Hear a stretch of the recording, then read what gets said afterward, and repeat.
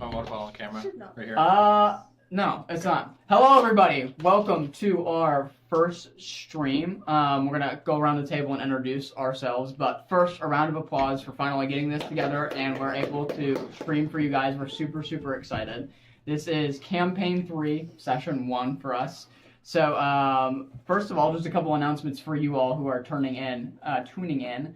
Number one, the first thing is there's a description down at the bottom of this video so that you can see the map of Tildare, the world that we play in. So if you guys want to kind of track as to where we are in the world, you guys can see that. And number two, a little bit more about who we are and what game we're playing. There's a few things in the description about that. So feel free to look into that. And then with that, I'm just going to turn it over to you guys, do some quick introductions so that way the online audience can see who you guys are. So starting with my good friend PJ over here, and we'll go counterclockwise around the table. I am PJ, I'm playing Seraphis, and one cool thing is I'm a pilot. Sweet. I'm Alicia, and one cool thing about me is that I know how to walk on stilts very, very well. I do. My name is Sadie, and I make a really good quesadilla. Nice. My name is Carter, and one cool thing, I keep a full-sized fake skeleton in my car at all times. I saw you on the road, and I saw the skeleton before I saw you. I'm Grayson. I'm playing Cram, and one cool thing that I've got going on is that I have a scar in my left eyebrow, just like Cram does, because we both split our heads open at one point in our childhood, but he has his in his right eyebrow. Oh, very, very Okay. cool. Very cool. Adventures. I'm Annabelle. I'm playing a wizard, and I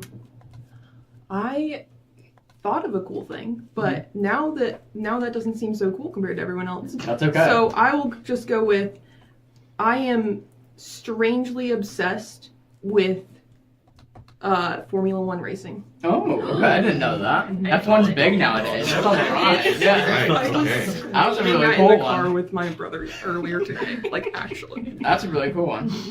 Hello, everybody. My name is John. I will be the DM for Campaign 3. And there might be a couple occasional other ones that rotate here and out. We'll see. Looking at you, Mr. North, over there. But I would say fun fact about me, probably like the best meal that I can cook is probably going to be like some steak and mashed potatoes. That's like my go-to meal if I had to cook something. With that, we're going to jump into prayer requests. This is something that we always do with our table just to get started. So when you all are ready, I'll write them down and then we'll pray over the table. And there won't be any recap because this is session 1 and then we'll get into the game. So table's yours, guys. What do you got? What can we be praying over for you? My job doesn't pay me enough money, Real. and so I might be looking for another job. Yeah. You got it. My boss, who is the owner, is also consistently 20 to 40 minutes late to pick up for take over my shift, and so I told him yesterday that I'm just waiting till 10 minutes after, and then I'm leaving. And he didn't like that. That's stressful. That's not easy So to deal with. so prayer for courage to be able to deal with that with the minimum necessary force. So I'm not being spineless, but I'm also not being an a-hole about it. Yeah, absolutely. Definitely can be praying over that. Yeah. Anybody else? Could you scoot a little bit closer? Thank you very much. I have praise. Yeah, go for I it, might dude. have a few different career options after school's done and all that good jazz. So Okay. that's definitely good. I've been hearing that my name's been being thrown around, so it's good. That's really, really good, dude. Any, like, specific ones that you're really, really hoping for? Not sure at the moment, but I have a couple of options that I would be willing to go for. So Sure. I don't know which one it would be, just depending on what it actually consists of. Consist of? Yeah, I got you. Cool. Anybody else? Anything else we can be praying for, y'all? Cool. I'll do one. I'll throw my hat, throw my name in the ring. thing for me would just be continued prayers over leadership of this group and DMing for you guys, and just looking forward to having a great campaign with you all. So, yeah. All right, y'all. I'll lead us off. Dear Lord, thank you for this day, Lord. Thank you that we are able to come here together, Lord, and play some Daggerheart with some friends, Lord. I thank you that everybody made it safely here today. I please pray for our online audience tuning in, whether that is now or later, Lord, as this is going to be recorded, Lord. I just please pray, while we don't know what's going on in their lives, Lord, I pray over them, Lord, and that you just have your hand of healing on whatever situation is going on in their lives, Lord. I truly hope that we as a group can convey that we care about our audience and convey about anybody who's in this community, Lord. Convey that we care about anybody in this community, Lord. And I thank you just for the opportunity to have fun and play and get going. In Jesus' name I pray. Amen. Oh, with that, are you all ready to jump into Campaign 3? Yeah? One more thing that I thought about yesterday was, normally when we start a session, there's like 10 to 15 minutes of jitters and getting into the groove, because one, it's a new campaign, and then two, we're all rusty because we haven't played in person since last semester. Expect that to be like 10, 15 minutes longer than the normal 10, 15 minutes. So if it takes us a while to get going, that's okay. Yes. That's it. That is a very good point. Thank you for bringing that up. I appreciate it. All right. Getting my obsidian notes out. Are my note takers ready? Sweet. All right. Our story tonight for Campaign 3, Session 1 begins in Tarsus, on the far edge of the world of Tildare, in the nation of Tarsus, a land where the skies rage and the earth itself rebels. Here, earthquakes split the ground, tornadoes tear across the plains, and sandstorms choke the horizons. Only the rugged seem to endure here. Long before the collapse, Tarsus stood as one of the oldest lands of the world, scarred yet unyielding. From the infamous Tornado Alley to the blazing Sunfire Desert, this continent is not for the faint of heart. And yet, amid this chaos, rises a jewel of civilization. On the western coast, like a mirage born on the fire and stands the city of Solara. Its sun-baked walls stretch outward, guarded by proud watchtowers within copper and golden domes glistening in a harsh light. While slender marionettes pierce the sky like spears of stone, at the heart of the city towers the royal palace. Its gilded dome, flanked by elegant spires, a testament to power, beauty, and faith. And I'm putting that screen picture of what Solara looks like on screen for you guys now. Beyond Solara's walls, the great pyramids loom eternal, their colossal forms casting long shadows across the desert. They whisper of forgotten pharaohs, buried secrets, and a legacy that time itself has not undone. Near the harbor gates, sails bellow with the wind as vessels drift across the waves. From the markets rise the rhythms of drums, the call of merchants, and the hum of countless voices. Solara is alive, teeming with danger, promise, and opportunity. A city carved from the desert itself, and daring to shine against the wrath of Tarsus. Welcome you all to the great nation of Tarsus, within lying the city of Solara. And there within the sprawling city, a handful of strangers awaken to a day that will change the course of their lives forever. You've all made your way here to Solara for one reason or another. However, you've just arrived in time of the Festival of the Twin Horizons. The festival is a once-in-a-decade event, drawing travelers and tourists from across Tildare for a brief time. The twin suns, Solarth, the larger sun in the sky, and Alun, the smaller sun in the sky, drift into very close alignment, painting the skies with the most breathtaking sunsets in the world for this once-in-a-10-year event. It is a time of wonder, celebration, and gathering when Solara shines brightest at the heart of Tarsus. And where better to celebrate a festival than within the markets of Solara? The district is alive and colored with people and sound. Rows of vibrant tents and painted carts crowd the streets, each overflowing with trinkets, charms, and exotic goods from faraway lands. The savory aroma of roasted turkey legs drifts from a nearby vendor's spit, mingling with the sweetness of candied fruits and the spice of fresh incense. The hardened dirt paths are packed with townsfolk and travelers alike, moving shoulder to shoulder as they barter, laugh, and haggle with practiced ease. Minstrels weave through the crowd, their tunes carried on the warm breeze, while children dart between stalls of sticky fingers and wide-eyed wonder. welcome all to the market of within Solara. This is kind of on the southeastern side of the city, kind of within the walls. Most of the city of Solara is within these huge walls that is constructed. There's not many structures outside of the city walls, being that aligns the ocean lines right up to the coast, and pretty much right up to the walls that you can kind of see on the picture. Victor, you spent the last week here in Solara letting the warmth of the sun soak into your bones after your long travels through harsher, colder lands. A week ago, you met with Mr. de Blanc, and his words still echo in your mind. Since then, you've carried the weight of that meeting with you, your fingers absently tracing the edges of the scrimshaw coin. 2 more, you think to yourself. For now, though, you keep up appearances at your market stall, selling spices and curious trinkets to make your way in this radiant city. Around you, the market district bustles with life as the workers string banners and musicians test their instruments in preparation for the coming festivities. You take especially keen interest in the band of musicians getting ready to play their tunes for the festivals of the Twin Horizons. Victor, would you like to introduce your character for the party, please? I can indeed. Victor, I suppose, depending on where you come from, is rather average looking. He's tall, but not insanely tall.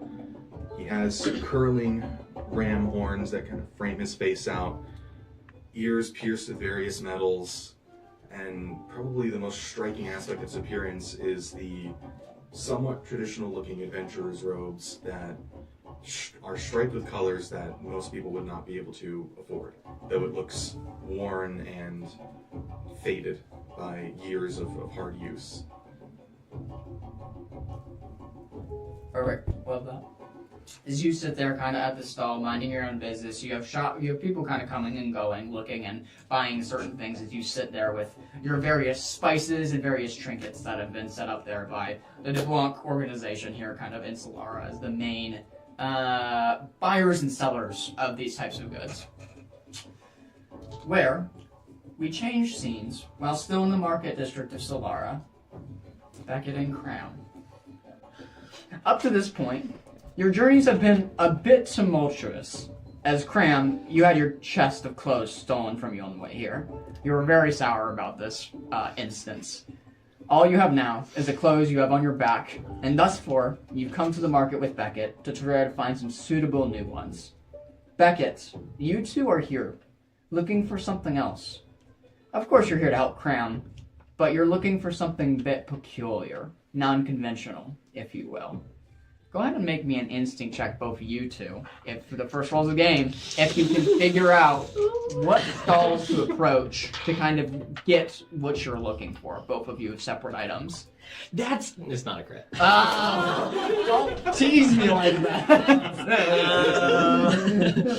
Did you crit? No. Oh, okay. Almost. I got a 6 and a 5. So. 11 with? Well, I also have an instinct. Oh, okay, go for it. So 12 with hope. 12 with hope? Okay, sounds good. By the way, audience, we're playing Daggerheart. I don't know if I said that. Sorry. That might be a little bit unimportant now. Rules for that can be found in the description of the video. Okay, so 12 with hope. Go ahead and take a hope for yourself. Everybody's hope should be at 3. Yours should be at 4 now. And then I'm starting with my max fear at 7. And Mr. Morton, what is yours? The roll? Yes. It is 9 with fear. 9 with fear. Okay, sounds good. As you both meander through the maze of stalls, and that this makes this bizarre kind of amongst the sand dunes, you look about. One stall catches your eye. It looks to be manned by a fawn man as he's kind of like arranging the stall, talking with patrons back and forth.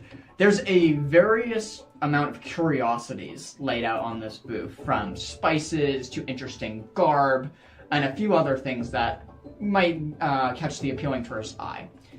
You both probably think that's the best place to might find both of your needs. As you both start walking in that general direction, will you both please describe your character for me, please? You want to go first? Sure. When you see Cram, he's a very small, 3'4", goblin crossed with halfling, although he might tell you otherwise.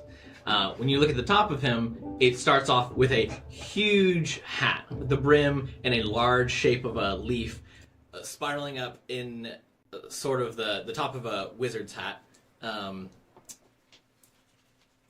it is green with green moss growing around the edges of the rim, and moving down from that, he has spikes and splotches of brown hair poking out from under his hat, pushing down a little bit longer than it should be in the back.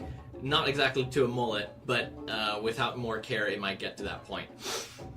You see his face. He has big, round eyes and a round nose that's squished a little bit into his face, and big teeth that kind of, not aggressively, but just in a clumsy way, poke out between each other. And these big floppy ears that get pressed down by his hat, with his left ear having a chunk or two pulled out of it from something you might not know. As you go down, he has two little tufts of hair cuffed in twine that are sticking out like little ponytails that don't quite reach his shoulders. And around his neck, he has a bright red bandana that hangs down, covering where his covering the top of the rest of his clothing. Under his bandana, he's got a wooden necklace with 5 leaves on it that he can only be seen partly because of the bandana that's covering it, and that is sitting atop of a loose linen shirt, long sleeve shirt.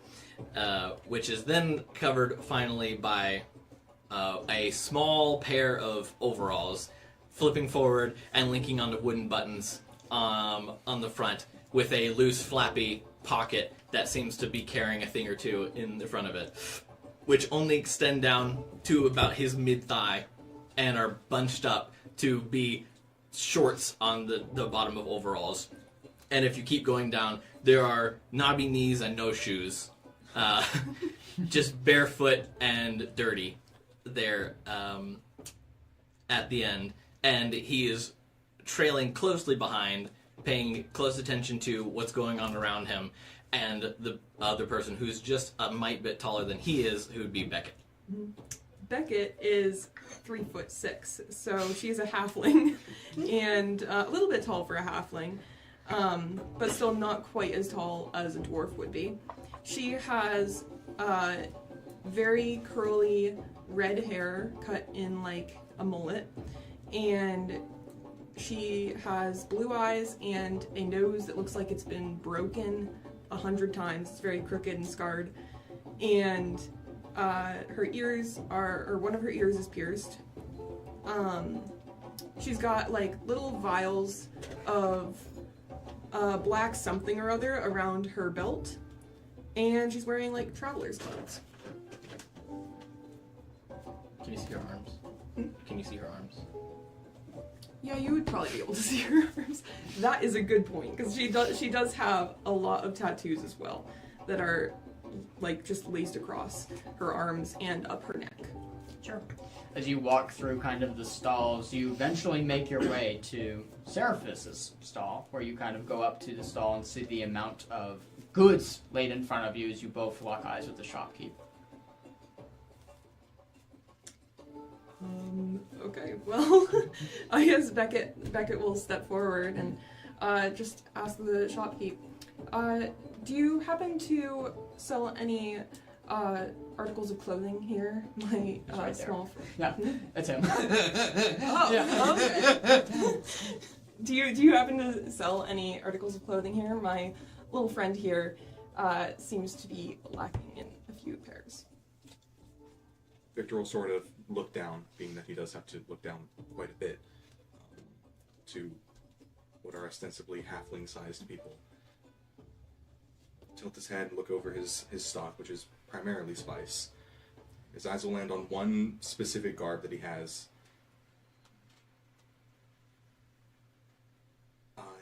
Yes, I do. I don't know if you can afford it. Not in an attempt to be rude, but just... Oh, no, it's okay. You're probably right. We probably don't have enough money for that. I can work in barters if you have anything worth trading. Do you have any barters? Well, I I don't have any barters. assume that we could find some affordable clothing somewhere around here. What is it that makes your apparel so expensive? Handmade, the greatest fabrics on this land. Alright. Well, how much is it, may I ask? How much would it be? Probably these shawls that you're kind of selling, and they're very like intricately woven, right? Because Solara is a very kind of like more expensive economy, being that it's a very tourist season, and this is high season too. This is high demand season, as a lot of tourists are here for the festival. Probably fetching a handful or so, depending on what piece they're looking to get.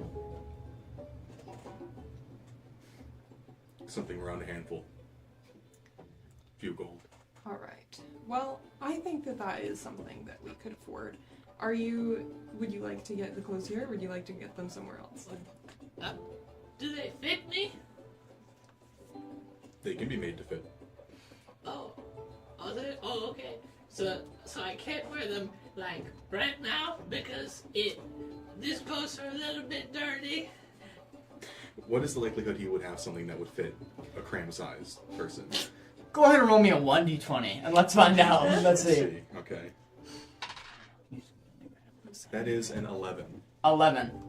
We'll say, just by happenstance, you have something that it will be very, very long on cram. Like, it will droop down quite a bit. It'll look more like a dress, unfortunately. But it will fit. It's usually meant for, like, a halfling size or dwarf sized person. Okay. Victor will lean down and retrieve that and hold it up. Unfortunately, it will be a little long, but it should work. Is this like? I'm not trying to be rude, but is this like a small skirt for a giant person? No, this is meant to be a longer robe for someone who is slightly taller than you. Should I have a robe? You know what, Cram? I don't know if these will fit you the best. Maybe we should try a few other stalls. Okay. We're not going to buy it. I have other things than clothes as well, if you were looking to purchase anything else. Can I wear the spices? You can buy them, and what you do with them after the fact is on you. I don't think it's going to work very well. Do you happen to have any rare ingredients, you might say? How rare? It is my first time visiting. I don't know exactly how rare they would be in the city, but I am looking for a few items on this list, and in particular, wandering tortoise tears. At that, you'll kind of see Victor straighten himself up a bit, look around,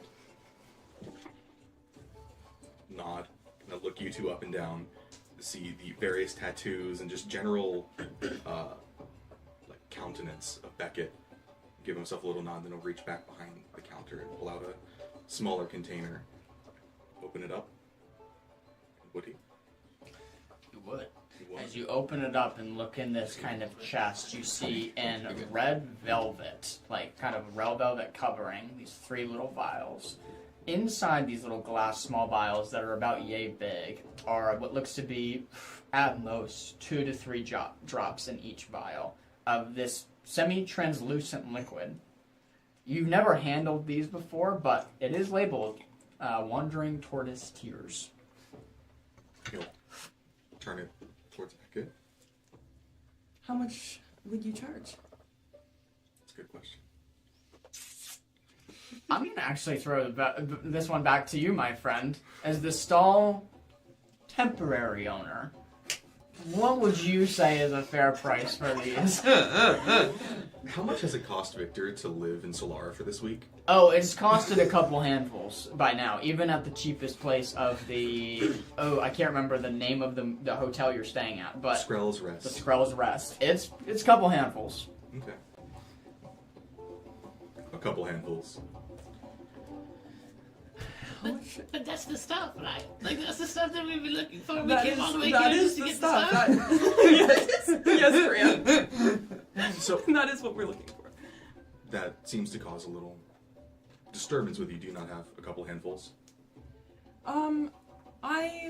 I do. However, I am a bit short on coin at the moment after a very long travel to get here. That's okay. I can think of another way that you can acquire these. How's that? I need help. And you two look like a couple who could help me. What sort of help?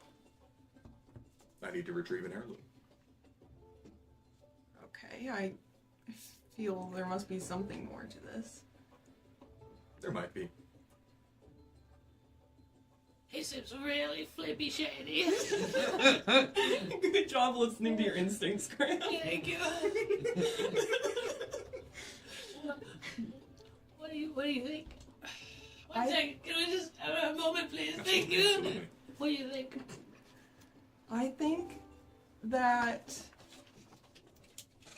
your instincts are correct. However, I also think that this is a very good opportunity to acquire the item we're after without using up the rest of our money. But what if we die? Well, we will we'll avoid that if possible. Okay. We're gonna get a little bit more information, I think, before going headfirst into danger. Oh, okay. Then I can do that. If you're going to do that, I think we can do that. Okay. All right. So, how much more information can you give us about this heirloom?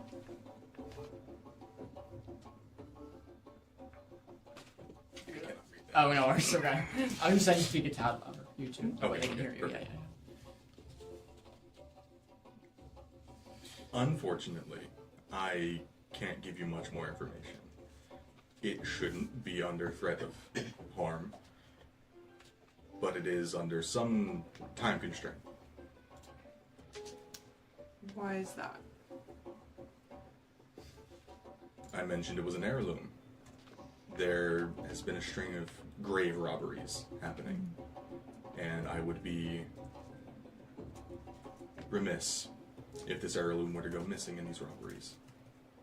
So it is in a grave. Yes, of one of my family members.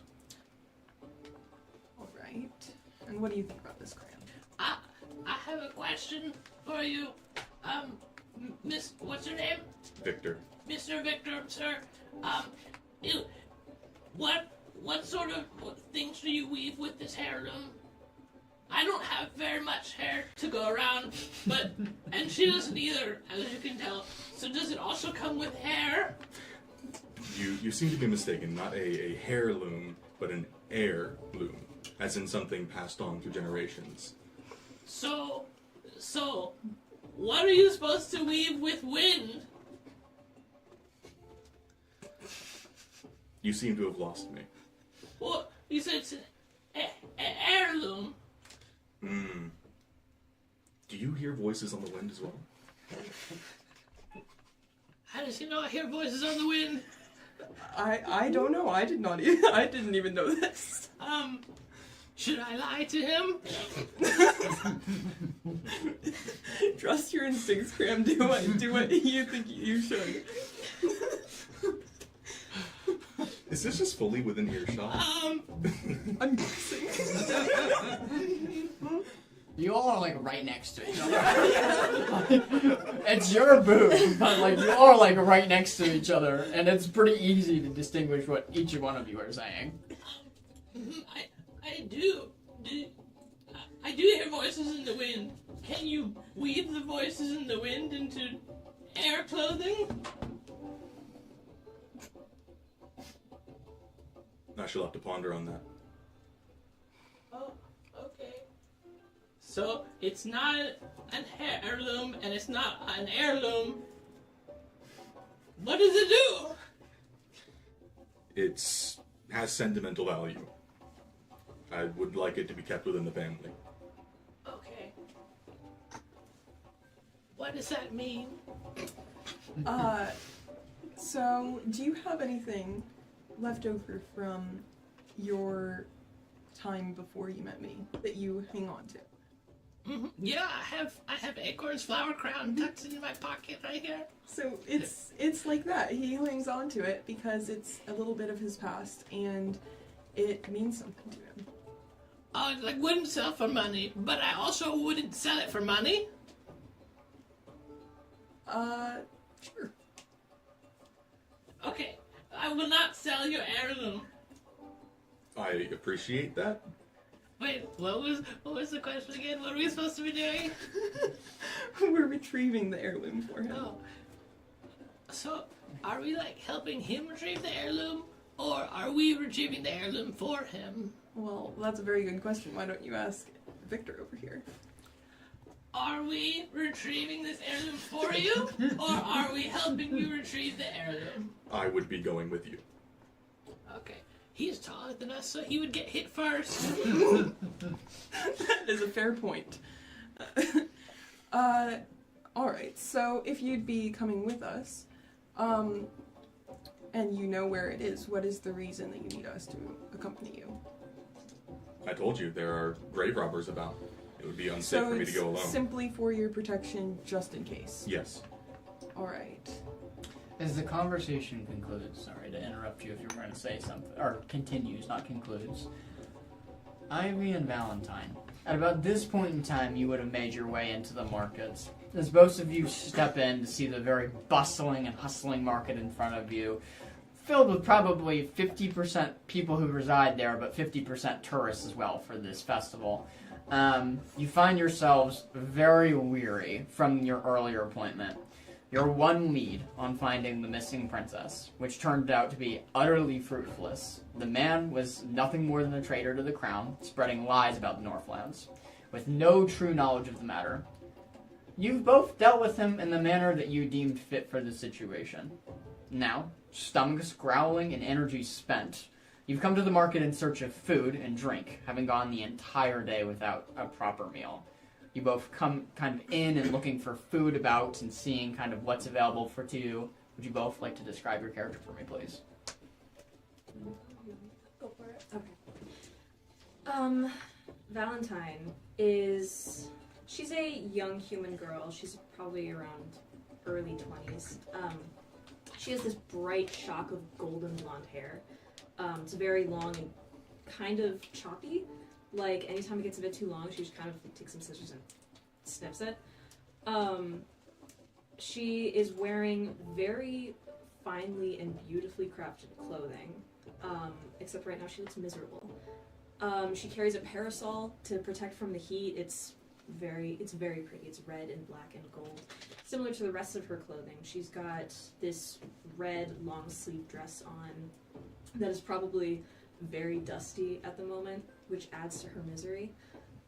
She's got one thing that stands out as not purely fashionable is the belt of component pouches that she carries with her. That is the one thing that she has that is purely for practicality. And given how those are obviously very, very nice as well, she got the best one she could to match with her outfit. And she's probably hanging as close behind Ivy, just trying to get some of the shade, but then also lifting the parasol really high so that they can both get underneath it. Yeah. The shade is helping a bit. It's about 110 Fahrenheit out right now, as the twin suns has made their final peak into the midday. The heat is just raining down as it's just getting to that point where you can see, when you're on a road or a tarred area and you can see the heat waves emanating off of it. That's the point that you're getting to, where you're just sitting in the desert, seeing these heat waves start coming up. With that, Ivy, would you like to introduce your character? Because of the insane heat, Ivy is walking slightly in front of Valentine, and she is standing out from the crowd. She is wearing very bright, shiny armor that looks very polished, very expensive. Not like she just bought it from one of these small markets. It looks very official. She's got a white cape that's kind of hanging over her shoulders and drooping a little all the way to the back of her knees. And she's wandering around.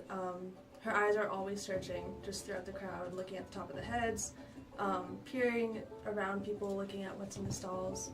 Her skin is a very olivey, pale-ish color. Her almost white eyes and white hair kind of stand out from the orange and browns that you see a lot here in this desert. And she's trying to just have a neutral face, but she's dying in this heat. She is not happy, and there's just sweat slowly going down her face. She is absolutely miserable. Understandably so. I need both of you two to make me an instinct check for me. This is your first rolls of the game. Come on. Also, Alicia, I missed. How tall is she? She is 5'8". And you're like 5'4", 5'3".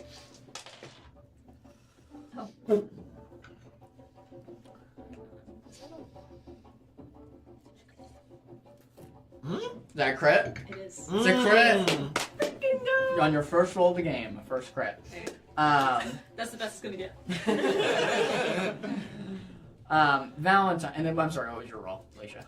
I got 12. Okay, with? Well, it was with hope, so. Okay, alright.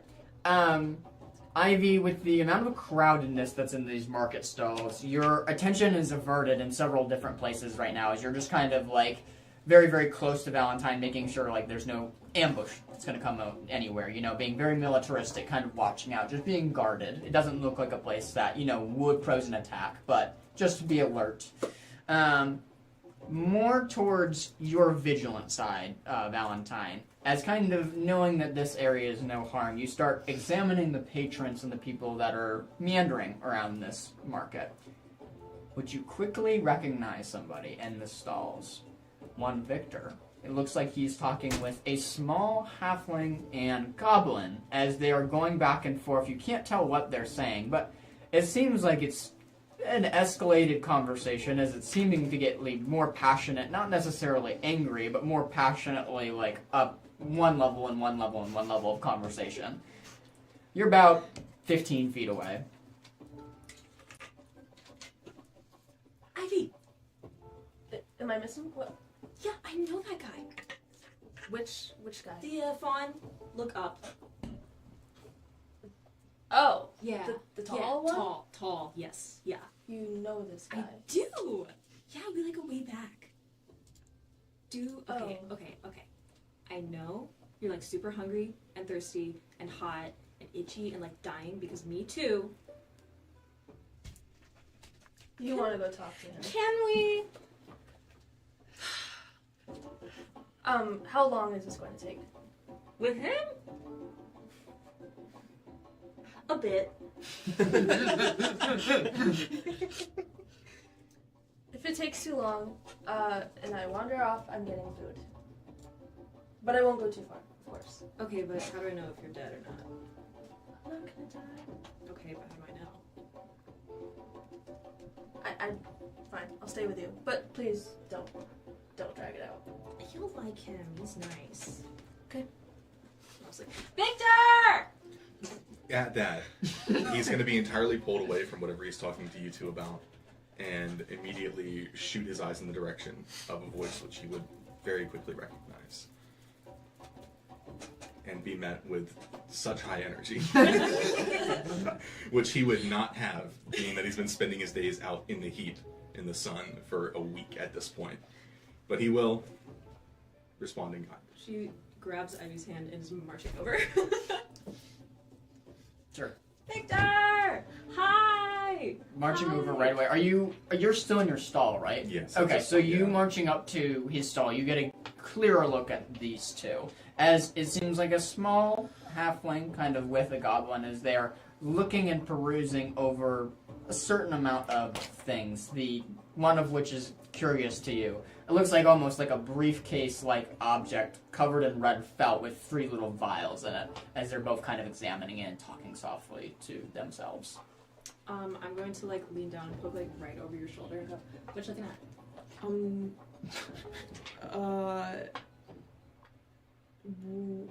are you? I'm sorry for her. She's Excited about magic and components. What are you looking at? It's none of your business. Ugh. Will you tell me if I tell you my name? Because then we're not like strangers and it's not weird. I mean, I guess it's not that important, but yeah, My sure. name's Valentine. Beckett, Pleasure to meet you. What are you looking at? wandering tortoise tears. Ooh, for what? Now that I will not tell you. Hi, Victor. Much in the same manner as when they first met, he's going to give a very exaggerated bow. Valentine will curtsy. This is Ivy. We're really hot. Do you have like water? Maybe? I think someone stole my flask. Victor will reach down into his bag and presumably have a canteen and will hand it out. Thank you. Here, you take it. Unscrew it Yeah. and take it. As you take a swig, you realize how briny the water is, as this is not just any ordinary water, this is a mix of cactus juice and water, and this is what Solara does to try to preserve water, as there's not a lot of fresh water here. This is the desert, after all. So what they do is they take what little water they have and mix it with cactus juice to make a very briny drink. That's not water. Here, you can have the rest of that. Swig. You get the same experience, yeah. Wow. Thank you. You get used to it. I hope so. What brings you here? Recovering an heirloom.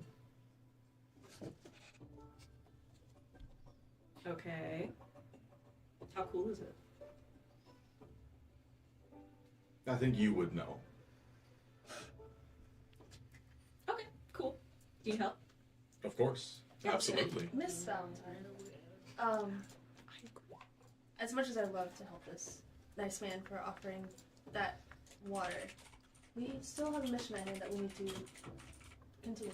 And our last leave was blessed. And I think that we should keep looking. Where? In the middle of the desert.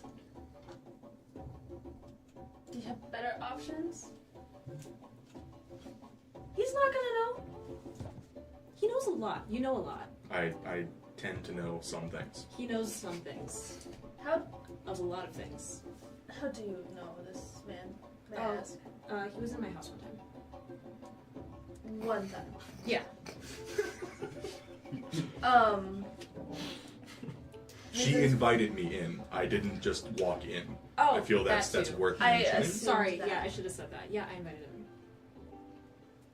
And you didn't know him before he was No. invited to your house? No. And you, sorry for my assuming, but you walked into a stranger's house? I knew I would be safe. I don't know why this is so weird right now. I feel like we're getting half context and not all of it. And I know I'm not technically part of this conversation, but now I'm curious. So, if you'd mind elaborating. On which part? Why was he at your door? Why'd you invite him in? Oh, he Who wasn't is at my he? door. Okay. No, he was like out on the street. And Okay. I said hi, and Uh-huh. do you want to come in? And was there a reason? Or are you just like to invite? He seemed cool. Okay. Alright, that's all I need to know actually. That's fine. Am I missing something? Not from my own recollection. Okay.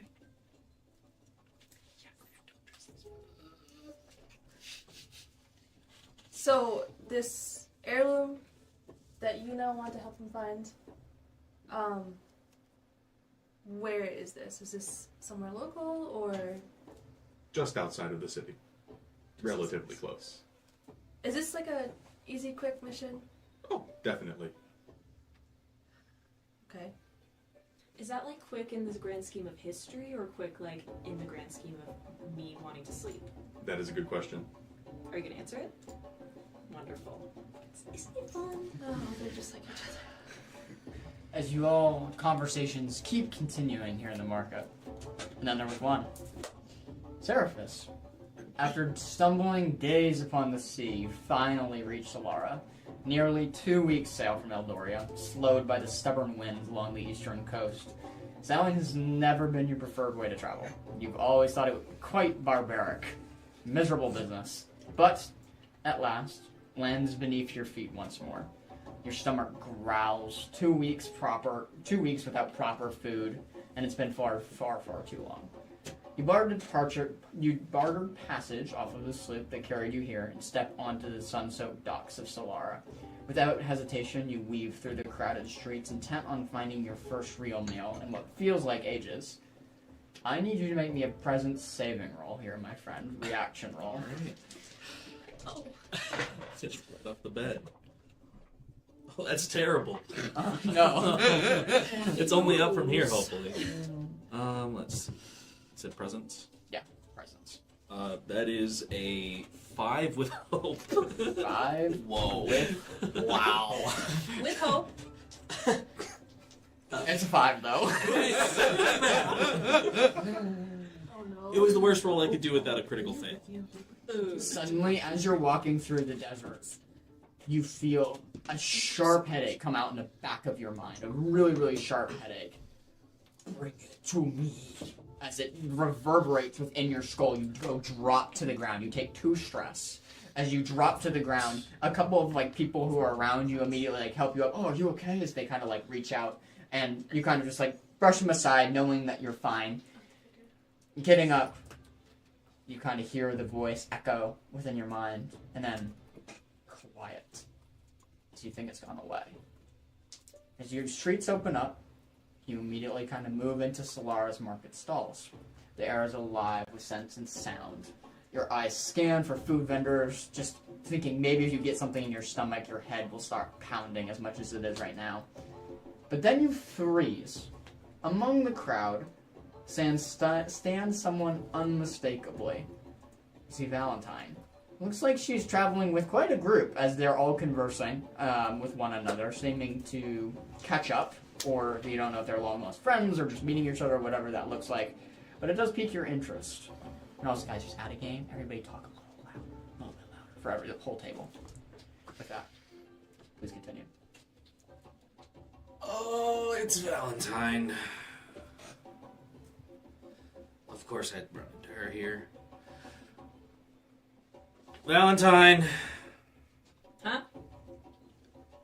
Hi. Oh. Oh. Hi. Yeah.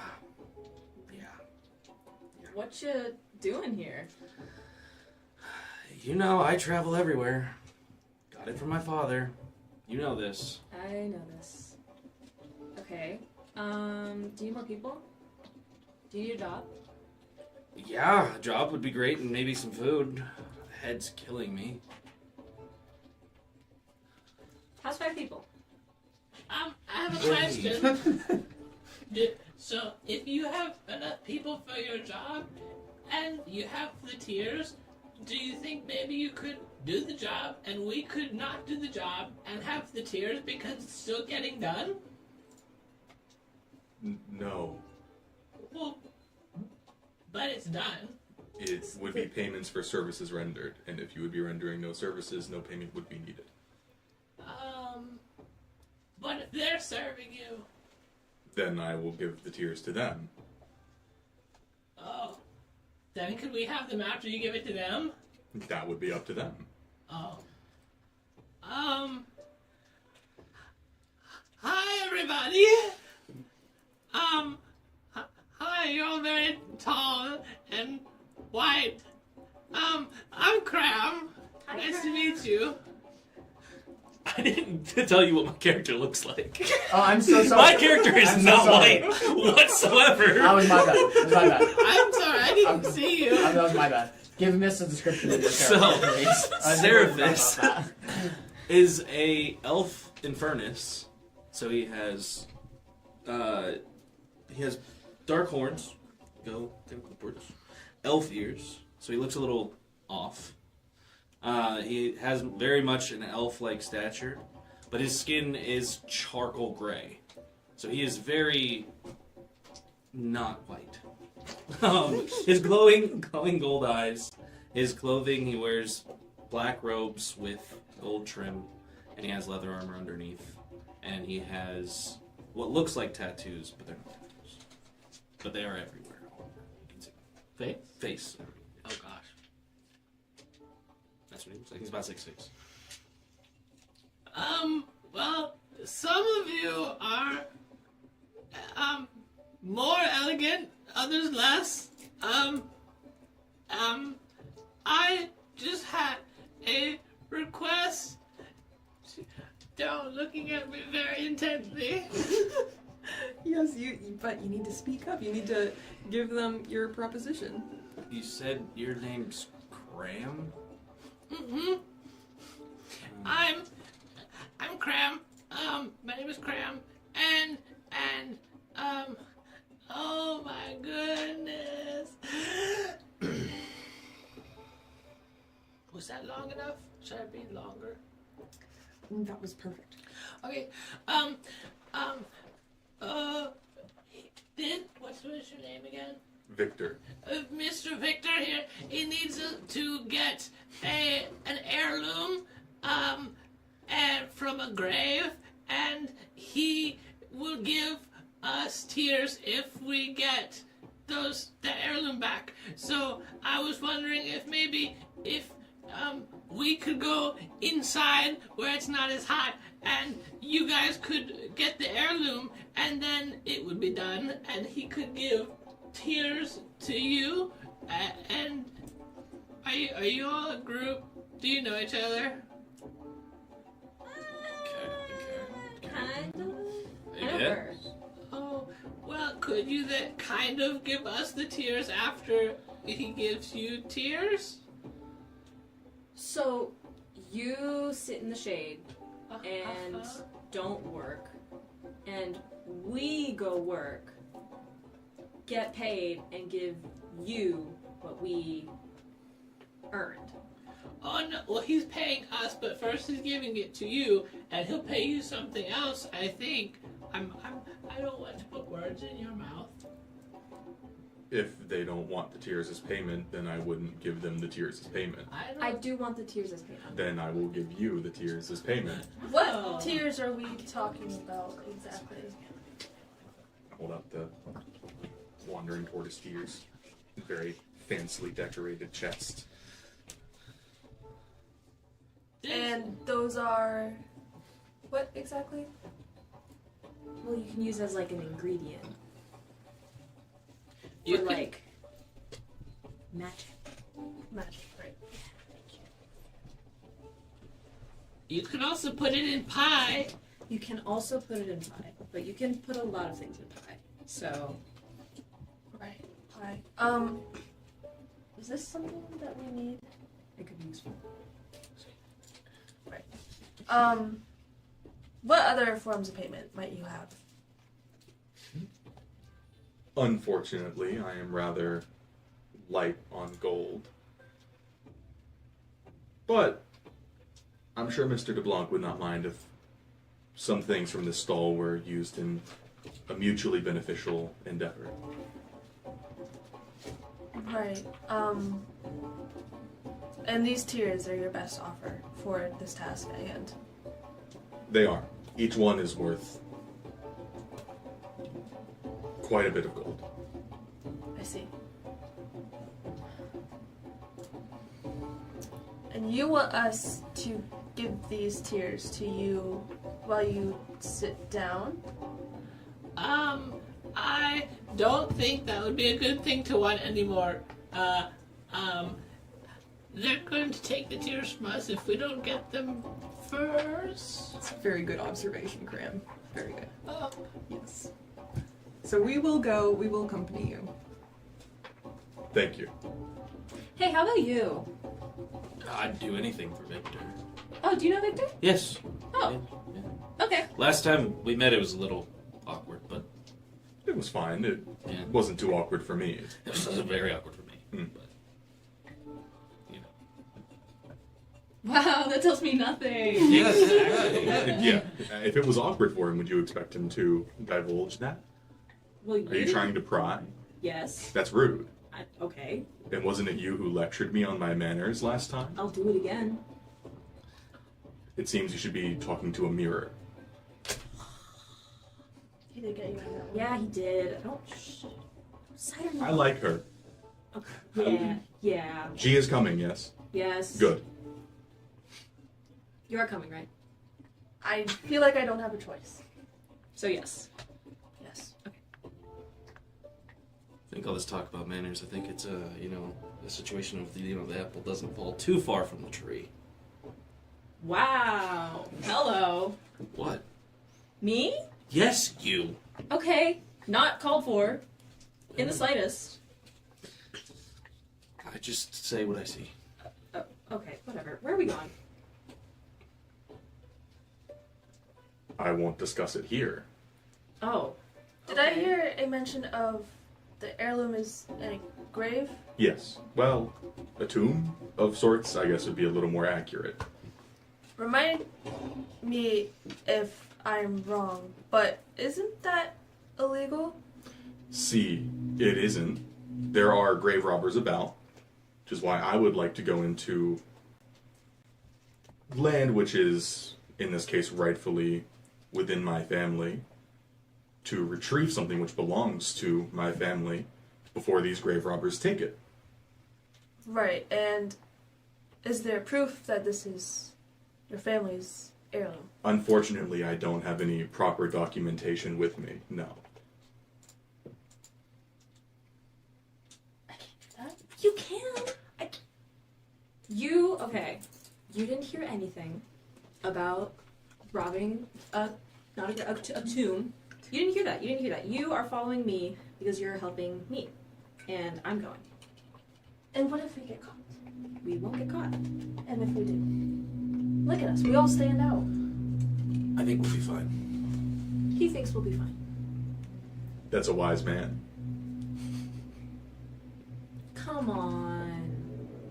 We are It could be currently in This a goes on. city of people who stand out. Okay. Okay, it'll go on me. That's fine. Fine. Victor will very quickly go through the process of closing up the little stall. Sure, absolutely. As you go through the process of closing up the little stall, as you're thinking of where might be more of a secluded place or private place to have this conversation, conveniently enough, there is a little inn and tavern, like right across the street from the market district. Probably 100 paces. It's not much at all. Named the Eclipse Inn and Tavern. It's a moderately sized run business, very nice, very clean.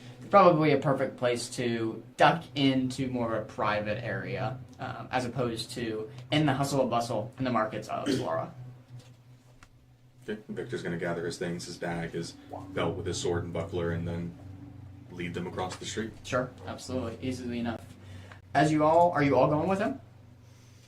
Second, yep, cool. Mm-hmm. Okay, sounds good.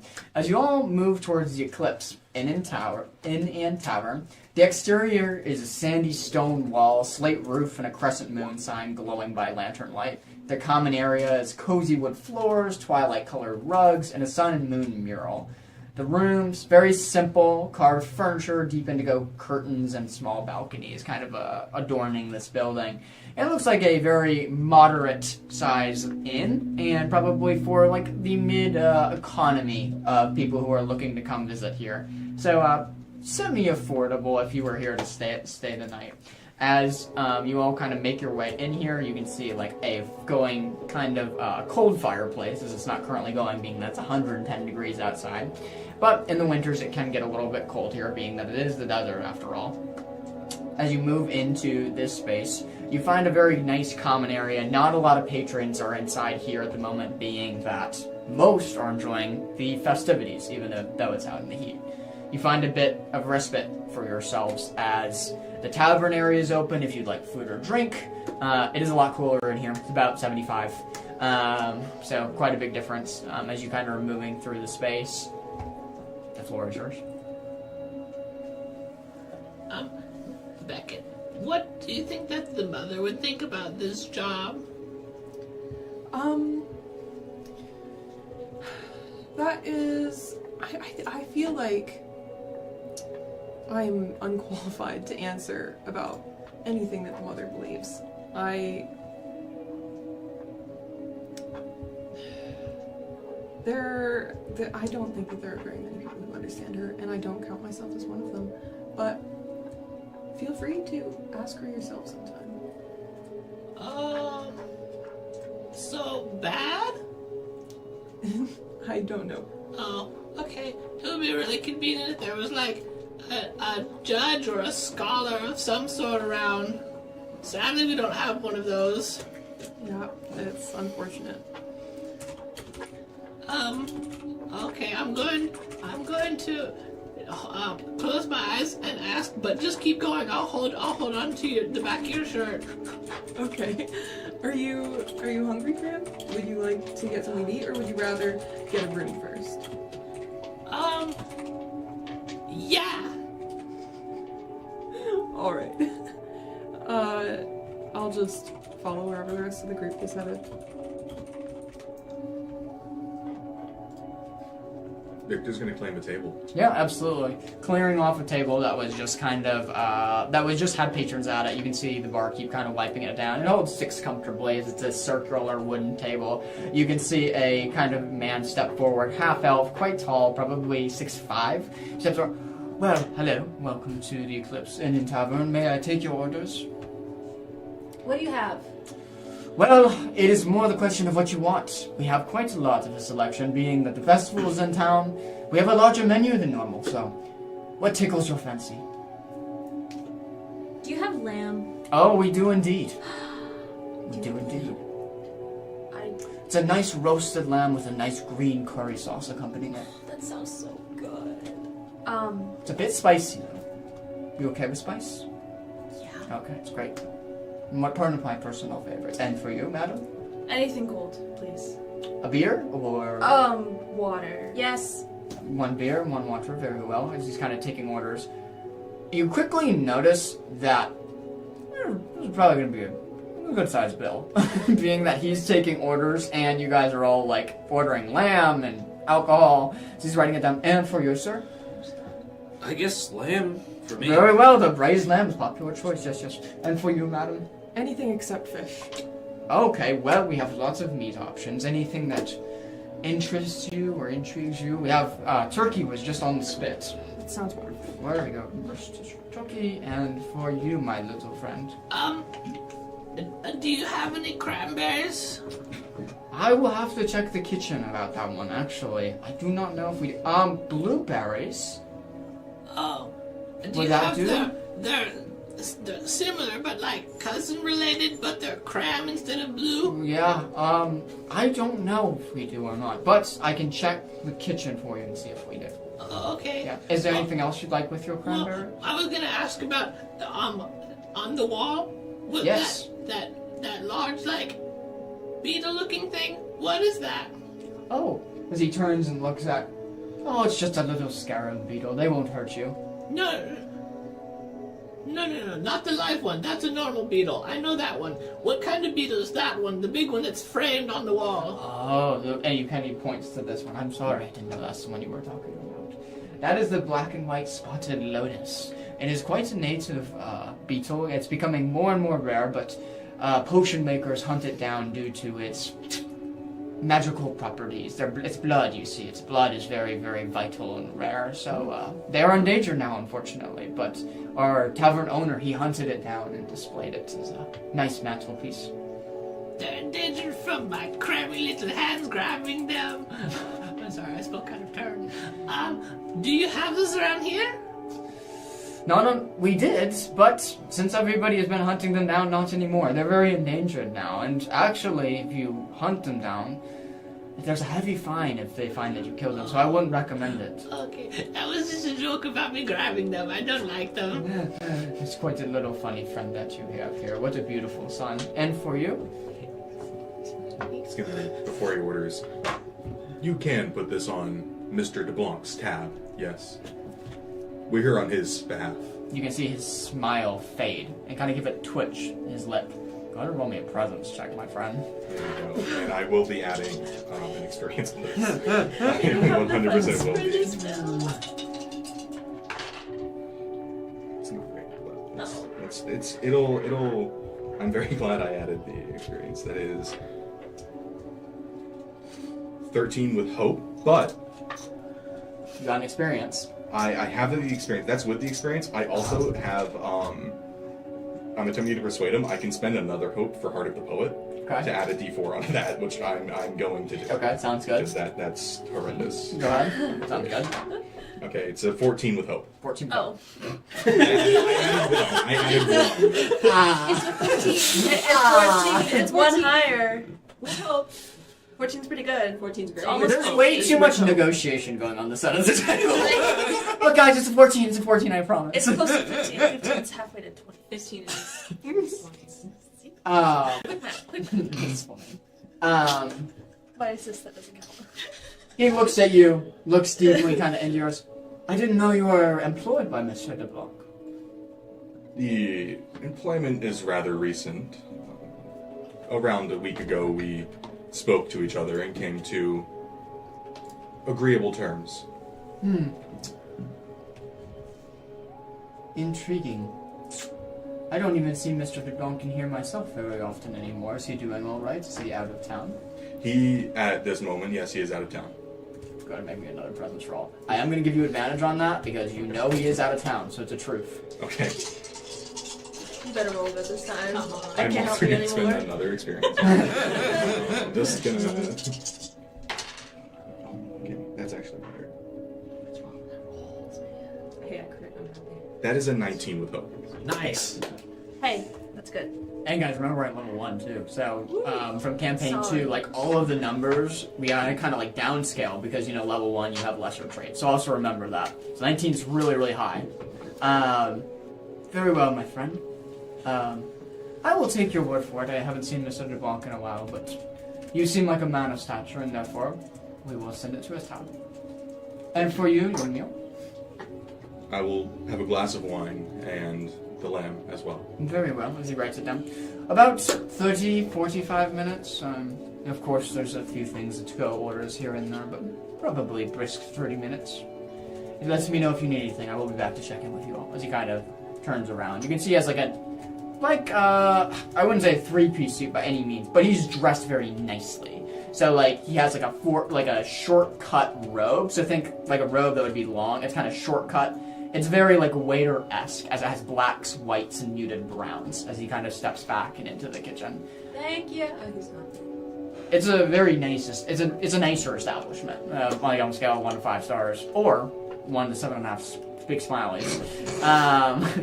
We'll go probably sitting right at the 4 or 5 mark. It's a nicer establishment.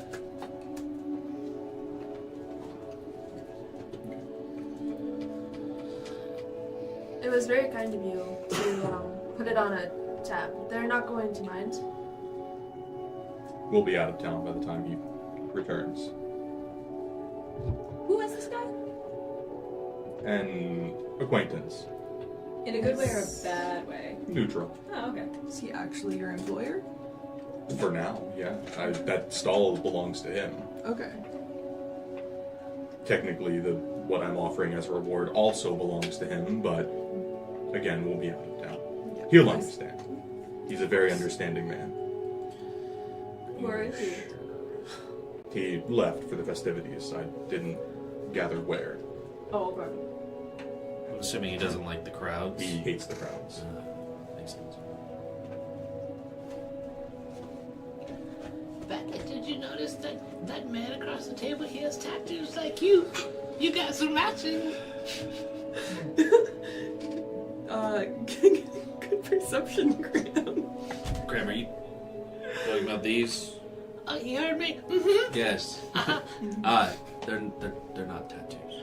Oh, what are they? They're magical scars. Oh, Yes. that sounds less fun. What can you tell me about them? They're from back home. The children that are born from the city of Ashkarn and the Darklands, they receive these. So you were born in a what? The Darklands. Oh, what is that?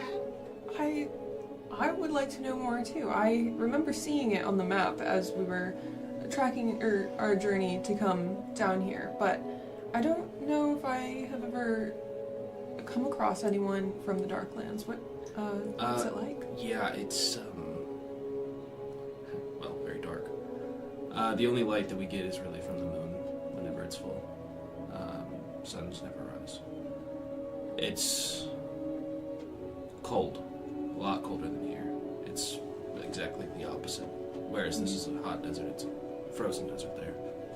And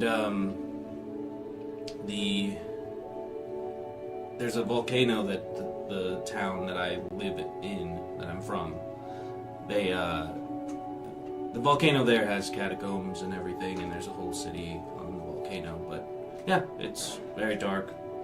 Yeah, the people are brutal. Yeah. Weather's brutal. People are brutal. It's not a fun place. It seems you don't have much emotional connection to it. No, not anymore. Do you have any sentinel value to your homeland? No, not really. Other than I tracked the moon phases back home, but that's about all it was. We track the moon where I come from as well. And when it gets full, sometimes we throw a little party, and it's not very fun. Yeah, when the moon gets full back home, it's a much different party for me. That seems very vague and mysterious. I don't have anything else to say. I'm sure you'll figure it out someday. Cram, where are you from?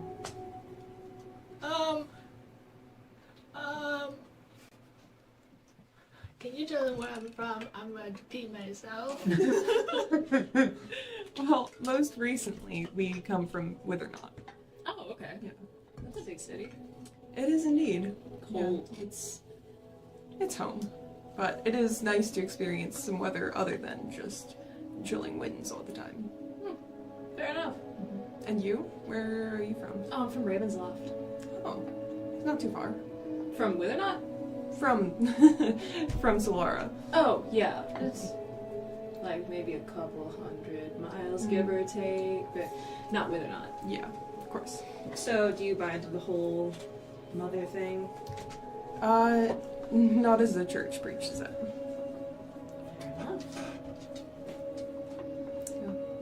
It's she's definitely a mystery, and I don't think that it is proper to try to define her and her rules the way that they do. I think she's stuck up, but that's just me. Maybe the church is stuck up. That's a good point. Is the mother big everywhere? Sorry, can I say that? I'm from the Northlands as well, so it depends on the person and their beliefs. Where I'm from, Northlands, but I haven't researched much into it, so my opinion is just mine, give or take. That's fair.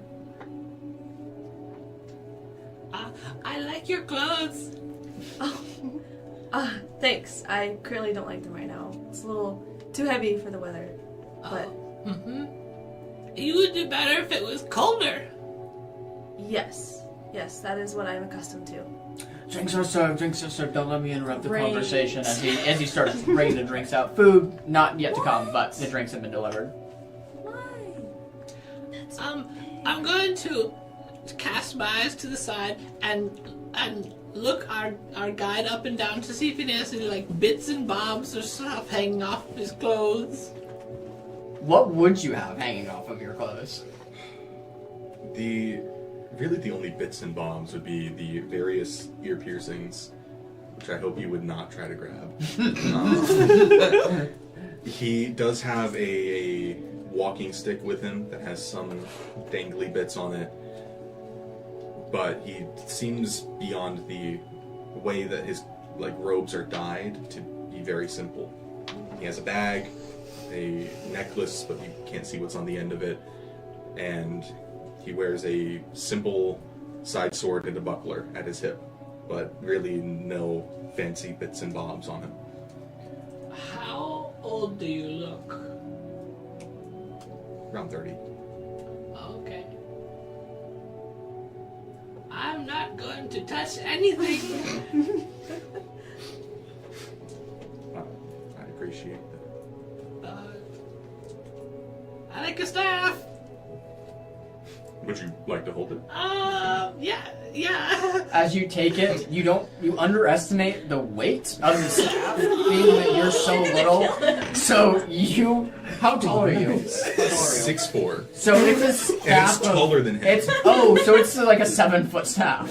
So as you take this 7-foot staff and you reach out and grab it and you hold it with one hand, thinking that you would be able to, it just hits you in the head. Your chair goes toppling over as you try to catch him. Go ahead and make me a finesse roll.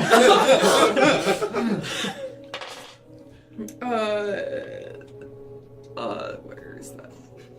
Oh. That's only an 8 with Oh, you do not catch him. As the staff hits you and hits your head, you immediately fall back right in the chair. And the wooden chair hits the bottom. No damage or stress has been taken, but we'll say one stress. We'll say one stress has been taken, but you remain unharmed and just a bit bruised. Do I take stress too? No. You can have it back. I can't pick it up for you, but it's there on the floor. He'll pick it back up and keep it at his side. I'm so sorry about dropping your staff. It's just wood, it's okay. Oh, I need to go to the bathroom. I'll be back. Where's the bathroom? Becca looks around. Does she see? Yeah, you can see that there probably is like a bathroom affixed to the building, very rustic of sorts because it's high fantasy bathrooms. But it's affixed to kind of the living dining area. Yeah, it's right over there. Okay, I'm going to stumble forward, wobbling back and forth as I hold my head with one hand and make it to the bathroom, nearly missing the wall to get into the latrine. Sure. You immediately get into the latrine and you find this like wooden design fixture that's supposed to be the toilet. You don't have to describe it too much. I know how to go to the bathroom. Don't worry, we're skipping the next scene. Fade to black. I pulled on my crappy pants. As he wanders to the bathroom, Ivy's going to just look very concerned and look over to Beckett.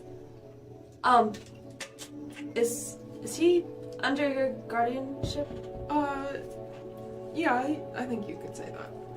Not officially, technically, but I've been looking after him. How old is he? You know, I don't know an exact age, but late teens, I think. Still a bit of a Teens? kid. Oh, is he gonna be okay? Yeah, he'll be fine. He, unfortunately, he's quite accustomed to little mishaps of this nature.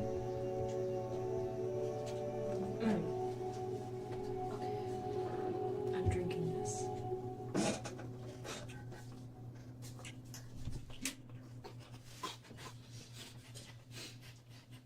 I think your father would approve of this.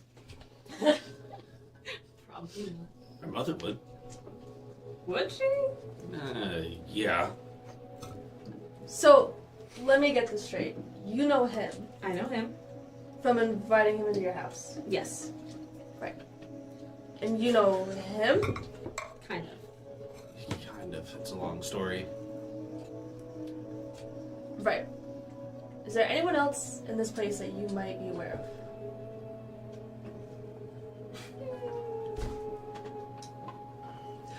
No. Well, you, but no. Alright then. I'm not used to this whole social thing, so this is a lot of people. So, what's the dynamic between the two of you? Are you like her guardian or something? Yes. Yeah. Okay. So, you want to elaborate on that or keep it to yourself? She's protecting me because I'm very frail. I'm very sick, you see. They're just going to be stifling a laugh as she's doing. She's of the importance, and it is my duty to protect her on her travels. I can see you have your work cut out for you. Yes. Yes, I do. But she is a joy, nonetheless. You want some? No, I'm You good. sure? Yeah, Okay. It kind of sucks. I've been told. You are from the Darklands. Yeah, that's right. I have been there, I want to say once or twice. Have you gone through any of their intensive training courses? No, not really any intensive training courses. My mother ran some of them at one point, but I didn't go through them because she just trained me what she knew. How similar do you look to your mother? Relatively similar. I'm wondering if that's how I recognize your physique. Probably. Possibly my father as well. He would have been around her. Good to know. It is a pleasure to meet all of you guys. You as well? And food is served. As he comes back and Thank brings the you. plates and kind of puts them up. Oh, is your friend okay? He's just in the restroom. Oh, great. As he puts the food out and kind of puts it out, we did something special for him. As you can see, there's a nice little, like, hand-sized cup, like a teacup that's very oriental, filled with cranberries. Special for him. Thank you very much. He will enjoy that very much. There's also some assorted fruit there, too, just in case he doesn't like them. But enjoy. As he... Sorry, Yes. one thing. It is her birthday. Oh, amazing! It is her birthday. You know, she's really shy about it. But Amazing. Okay, we will... Thank Right you. back. As he kind of turns and heads back into the kitchen. Happy birthday. What are you doing? Happy birthday. What are you doing? Getting a free dessert. I didn't know it was your birthday. Neither did I. We don't celebrate that where I'm from. Well, then you gotta celebrate them all at once right now. No, that's not Thank you. necessary. That's what I'm That's saying. Not. I think it's a great decision. Even you have to like something like free dessert. I'm gonna spend my first fear of the game. Oh. And as you all are sitting at your table, particularly you, Cram, still in the bathroom. As you're still in the bathroom, you're just getting ready to get off the pot and kind of putting your clothes and getting back in, where suddenly, underneath your feet, the whole bathroom stall starts rattling. Feels like a tremor from an earthquake as slowly dies out. As you hold a little bit of panic at first, seems to have died out. You all have not felt anything. Just Graham. Okay. I burst out of the bathroom after washing my hands with like just a little bit of water because I know water's very expensive here. Yeah. And I come back to the table. Don't use the toilet in there. It does not flush properly. That's good to know, Grams. I'm going. Maybe we have like an upstairs bathroom or something that we could use if we need to. You seem overly panicked at the moment. Are you alright? It was really loud. Alright. The Oh, cranberries! Oh my goodness! Start picking through the cranberries and then completely ignoring all of the other fruit around it. So the bathroom was loud. Oh, yes. Yeah, it was really, when I flushed it, it was really loud. Like the whole bathroom like shook a lot. Was it maybe unconnected from you actually using the bathroom? Was there just something going on? I mean, I didn't make it shake. I don't think so. That would be really impressive. But I did. I flushed the toilet, and then it started flushing, and then everything, the toilet and the sink and the mirror started like shaking really badly. I stand up and I go over to the bathroom. Yeah, going up over to the bathroom and kind of peeking your head in and looking about. It's a very, very normal stall. No reverberation, no shaking, nothing out of the ordinary. Just seems like a regular bathroom. A little bit, honestly, a little bit dirtier than it could be, but other than that, nothing out of the ordinary. I'm gonna reach into my bag. I'll take a glove. And I'll flush the toilet. Sure, I'm taking flushing the toilet. Toes are really good flushing the toilet.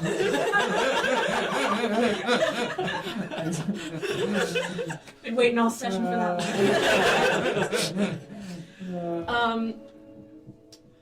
Okay. I'm gonna give it like a couple more seconds just to see if there's any like weird shaking, Uh-huh. and then I'll head back. You wait about 3 minutes, 4 minutes. No weird shaking. Just a normal bathroom. You head back. Maybe this goblin's crazy. You were gone for like a really, really long time. I'm very sick. Yeah, no, I didn't see any of the weird shaking. Oh, maybe the toilet was constipated? Maybe. At that point, the doors to the kitchen burst open, and immediately a choir of, it looks like 3 or 4 chefs with some waiters, happy birthday! Everybody starts singing, come on, you all too! As they like, happy birthday!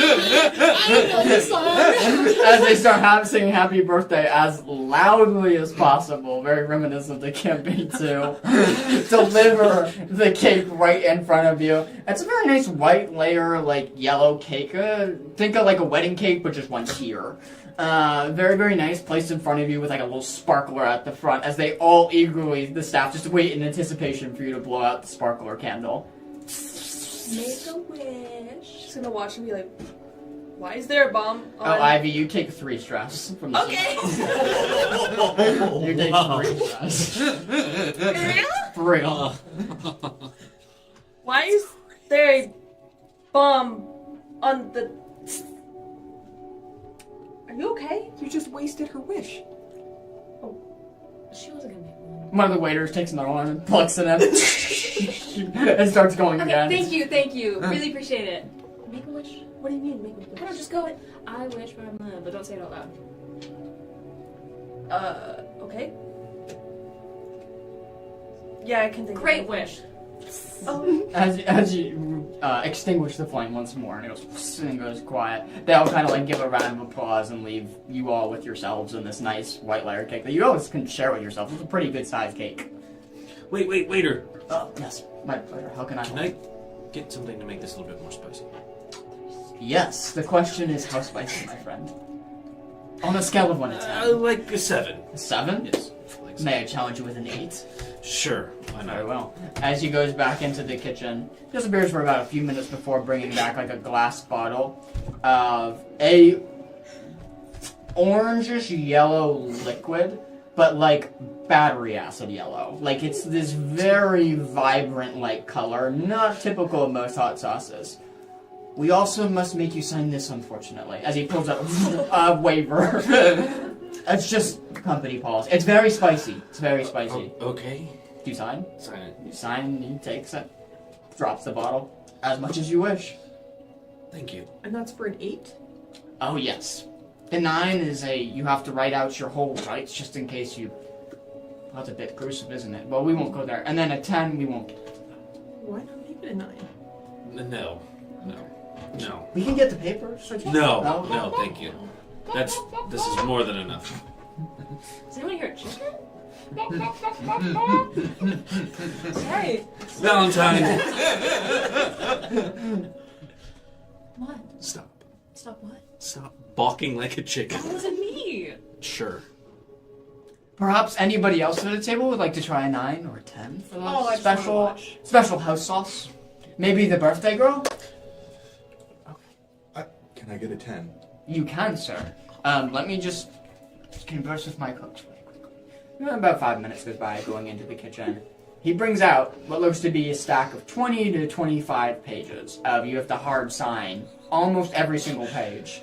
A couple of words that stand out on these documents: death, feigning, death, heat stroke, fire, burning, heat, lava, magma, You get the picture. A few more deaths. A few more deaths.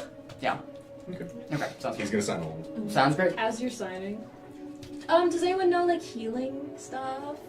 If it comes to it, but I think he can handle it. oh no, he's got it. I Yeah, just want to yeah. make sure. You know, I'm very responsible. Yeah. So How? Does it come out in a similar kind of like bottle? Yeah, it's think of like a hot sauce bottle, but on a much sizer scale. So Yeah. like it comes in like almost. Actually, that's a bad That's a bad comparison. Think like a very small vial, very small like potion vial.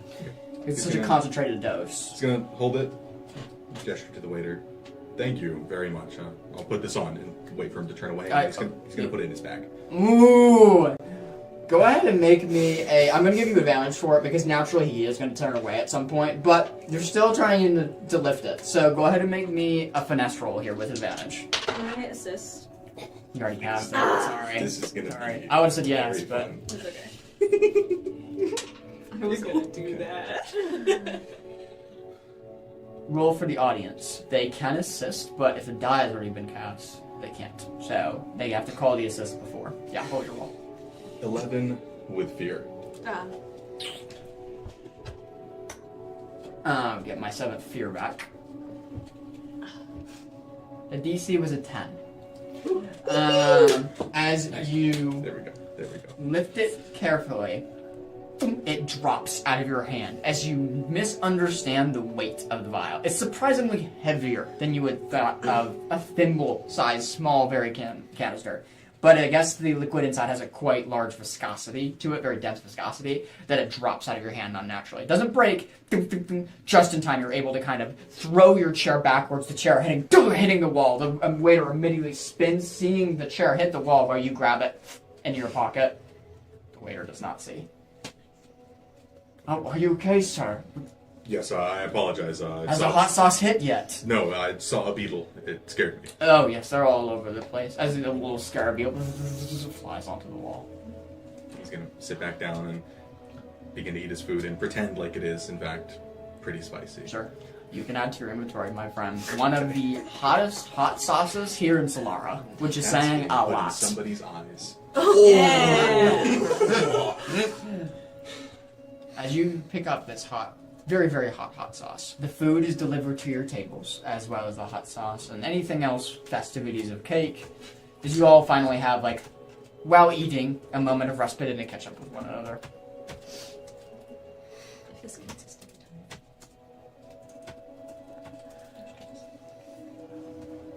Does this count as downtime? I'll allow it short. Slay. I'll allow it short. Okay. I don't think it would be left for long, but definitely, you'd definitely be in here for an hour. Clearing that stress. Yeah. Also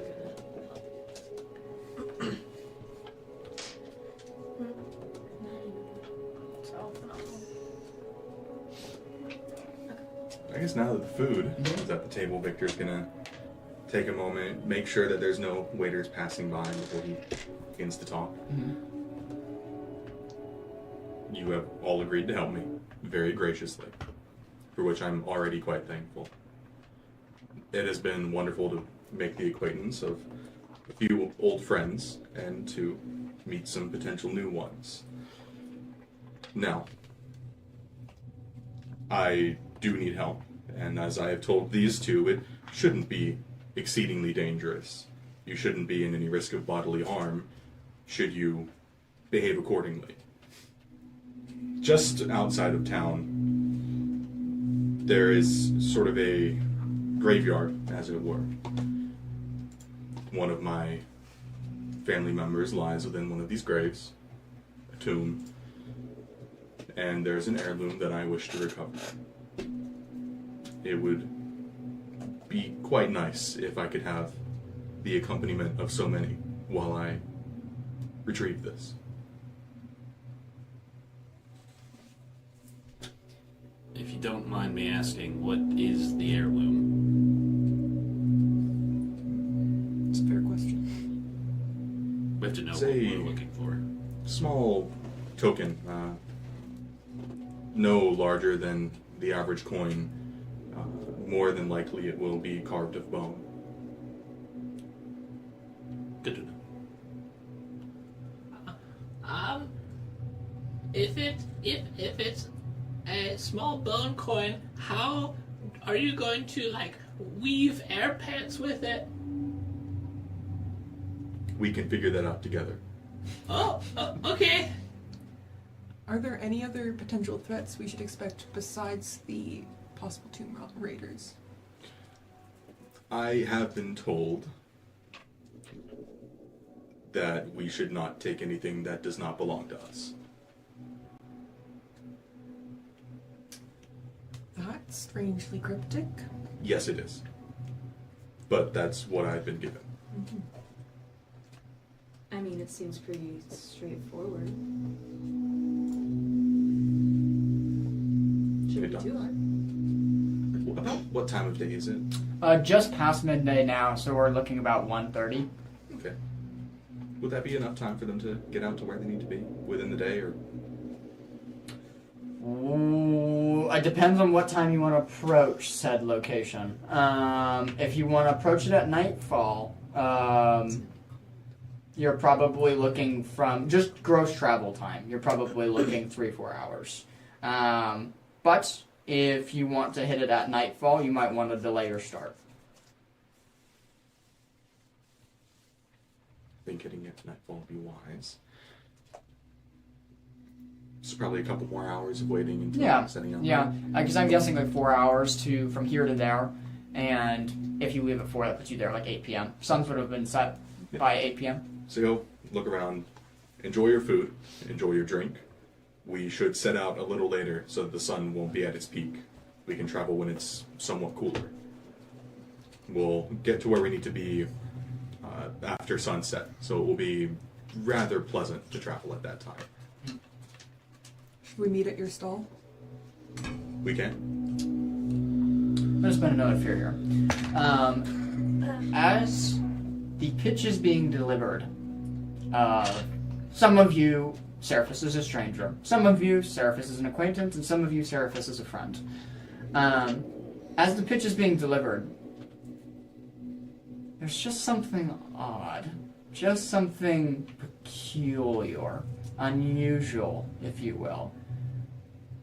You're wondering in the back of your all minds where and what tomb this is, and what might it entail.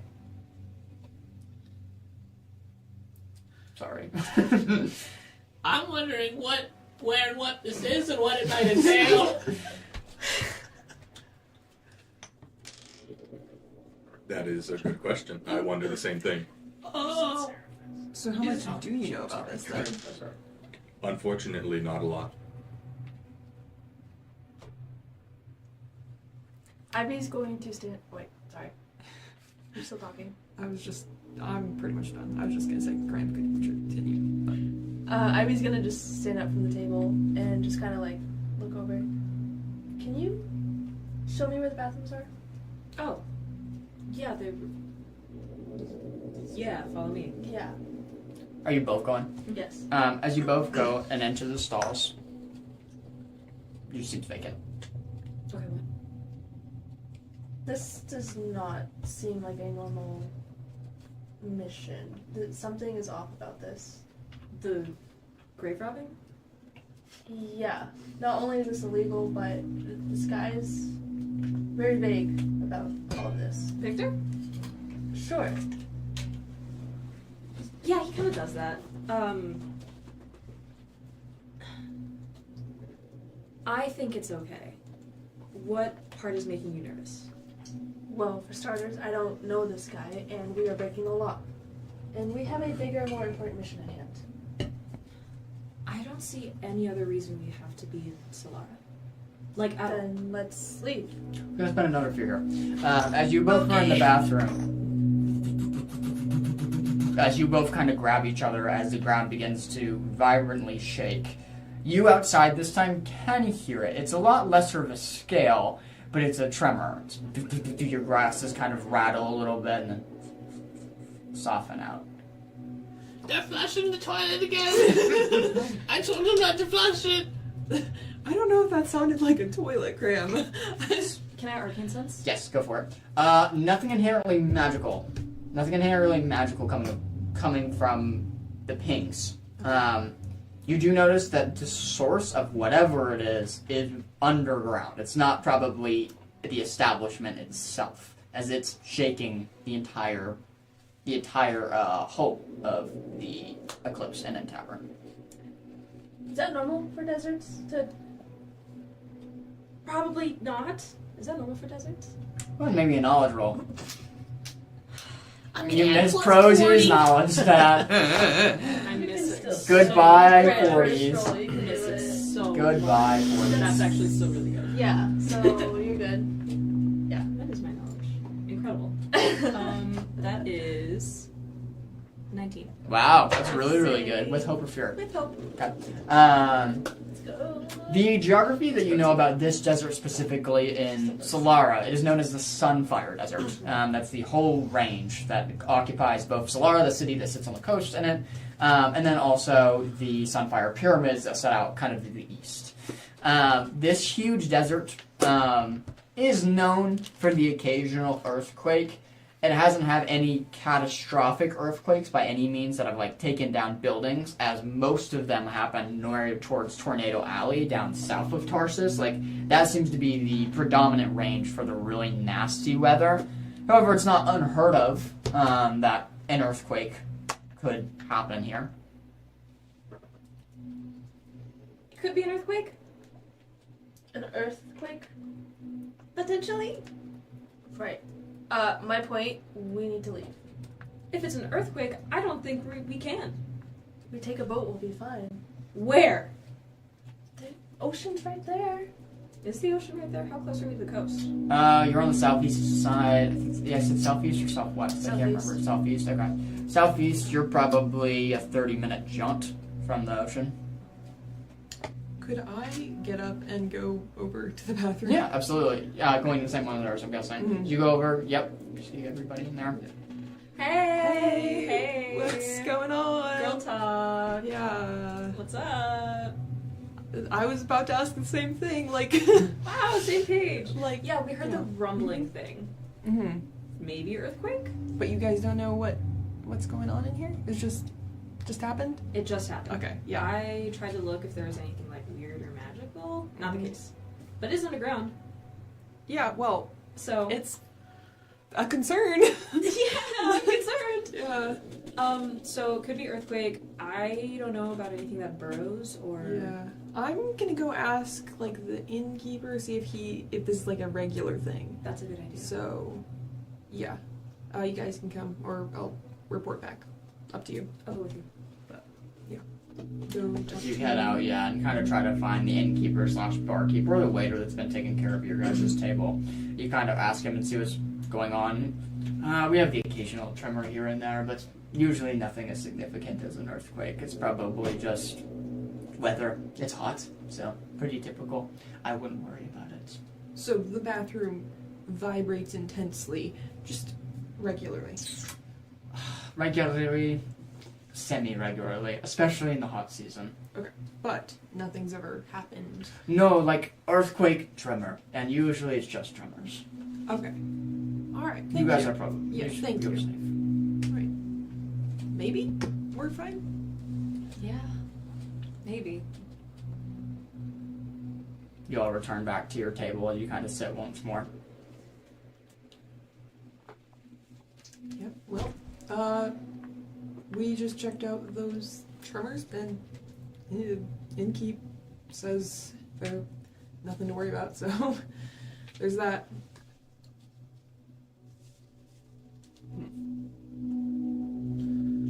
Well, I would assume that we can trust people who live here. Yeah, I'd assume the same. It seems concerning to me, but it's my first time visiting, so yeah. As the table starts to shake a little bit more now as it rocks back and forth. As it's a three-legged table kind of going down the middle and then out in three branches. You notice snap as one of the the table falls over, kind of tips over. Some of the drinks splash down and shatter on the ground as there's a gasp throughout the tavern. Everybody immediately kind of, oh, you all okay? It doesn't seem to have affected a lot of people, but the whole building shook. And it shook pretty noticeably. See, I think that's more than just a tremor. Yeah. I mean, Victor, have you ever... You've been here, right? Like, what's your experience? You have been here for a week, and in the time that you have been here, week or 2 weeks, correct me. I think it was a week, We right? agreed on a week. Week, okay. In the time that you've been here, you definitely felt the occasional tremor. The one that you just saw that the tabletop like went over itself, never to that severity. But yeah, like the occasional like shaking here and there of like tremors being echoed from Tornado Alley and then out in the desert. That one seemed a little bit higher intensity of a tremor than usually would happen. And everywhere else was fine? Yeah, like no buildings have collapsed or anything like that. But yeah, like the building shook a little bit, but it was just that table that kind of fell over with your drinks. He will convey the information, though not entirely truthfully. Of course, we're fine. Plenty of times I felt that. Okay. Alright. Okay. It's just my nerves, I guess. It's occasionally instincts are wrong. Can I insight check him? Yeah, go ahead. I'm Go ahead. assist. Okay, go for it. Instinct check with advantage because you are assisting. How are you assisting her as? I'm just gonna also kind of like look at him. You're just kinda eyeing him for yourself. See if Yeah. there's anything that I could tell that seems like he's not telling the truth. Sure, that's understandable. You guys are so mistrustful. Am I rolling against their instinct?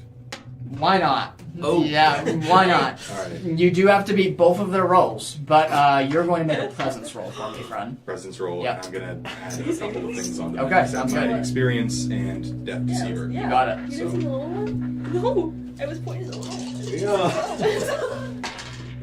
That's why I'm like, you saw, right? Yeah.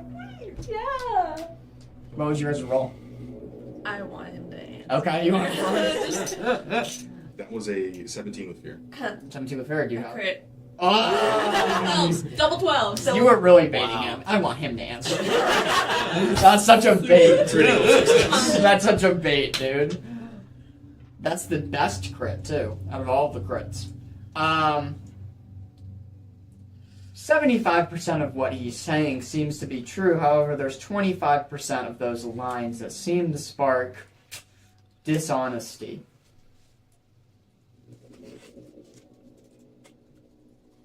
You fear he might be saying some things to try to keep everybody calm, when in fact there might be a little bit of unknown for himself as well. You don't seem so certain about that. Is it a crime to be nervous? Well, if it's an everyday occurrence, you shouldn't be nervous about it. It's an everyday occurrence for me in the last week. I did not grow up here. This is still new to me in the grand scheme of life. Whoa, every day? Some rumblings, though not to this extent every day. That's not what the innkeep said. Yeah, He said that there were occasional tremors, but, like, there's never anything to worry about. Like, Occasional as in once a day.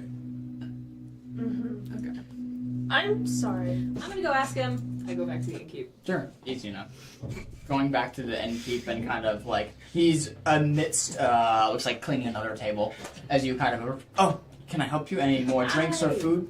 Oh, no, nothing like that. This will take like 2 seconds. Sure. How How can I help? often, like, a week do you get those tremors? Like, I will admit the one that just happened was a bit of a bigger one, but the small ones, once every few days. Thank you. Of course. I go back. I take the cake and I grab a candle and I throw it at Victor's head. That's fair.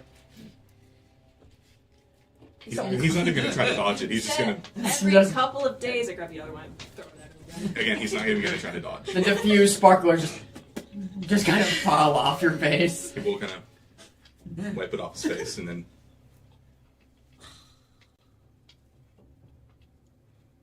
So, this mission you want us on, how do you want us to trust you if we have, little bluffs like this? How That's a safe good are we? question. That is a very fair and appropriate question. Valentine, do you remember what we talked about last time? the ballet. Yeah. This may be in pursuit of that. I'm gonna help him.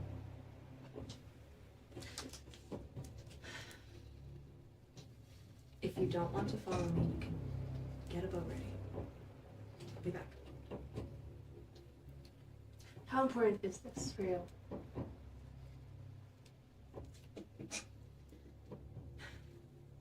I don't know yet. Right now it's important enough. Is this wasting our precious time? No. Fine. But I expect to see no more of these bluffs that you... Of course, I will be nothing but forthcoming. So what is in it in this for you guys? Like, we're in it for the tears, but you all just sort of joined. You're like, yeah, that sounds fun. I'm invested. Okay, and you're with her, I guess. And Unfortunately. I'm in it to help a friend. okay, fair enough. Well, how about Craig? I'm here with Beckett. I'm here with her. We really need tears. I not just like any tears, but like special tears. Wandering tortoise tears. Yeah, those kind of tears. Everyone is also serious right now.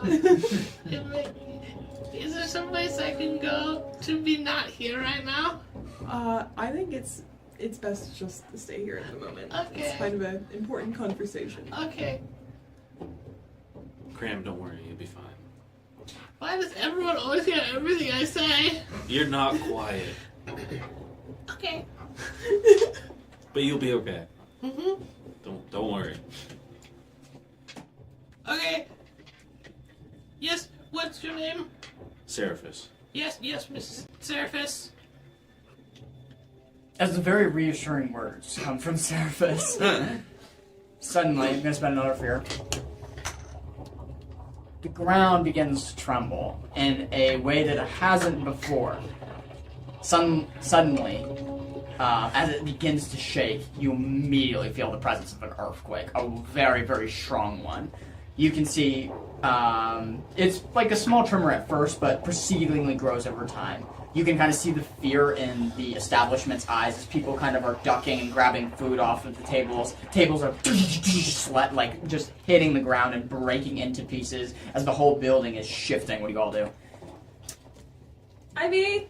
I am standing up and I'm wrapping an arm around her and I'm also picking up Cram. Sure, absolutely. This is small. As you pick up Cram and hold Ivy, suddenly something dislodges from the ceiling and is going to drop right on top of you. I need you to go ahead and make me a finesse roll. Try me every day. Finesse saving roll for me. Trying to knock it away from Cram. Yeah. Okay. I forget the sister. I just rolled.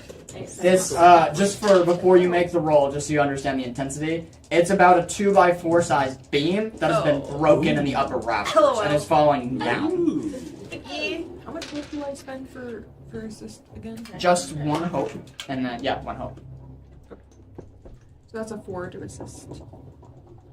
22. 22. With hope.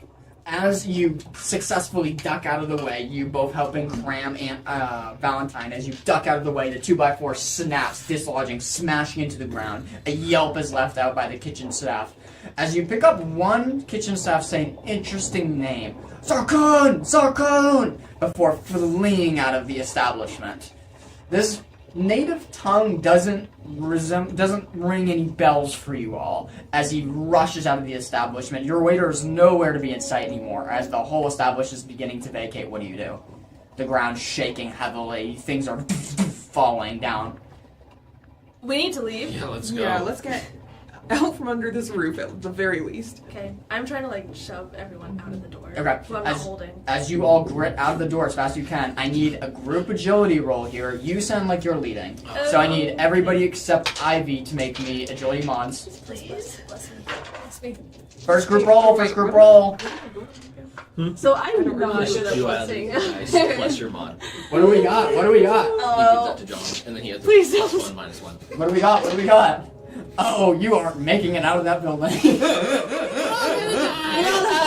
New character. Good game, everyone. Everybody Great game. dies. Okay. All right, we'll start with PJ. 4 with fear. Oh, that's a -2. Sadie. 8. That's a -1. -3. That is a 6 with fear. That's a -1. 4 total. 11. That's a 0. Okay. 12? That's a 0. You have a -4 to your roll. And I use an experience. I don't know if by the book I'm supposed to allow that or not. So what I'm gonna say is yes for now, and then I'll look it up later. Oh, So go ahead and thanks. make it. Go ahead and roll experience. I think by technicality you need to call it beforehand, but I'll allow it this time.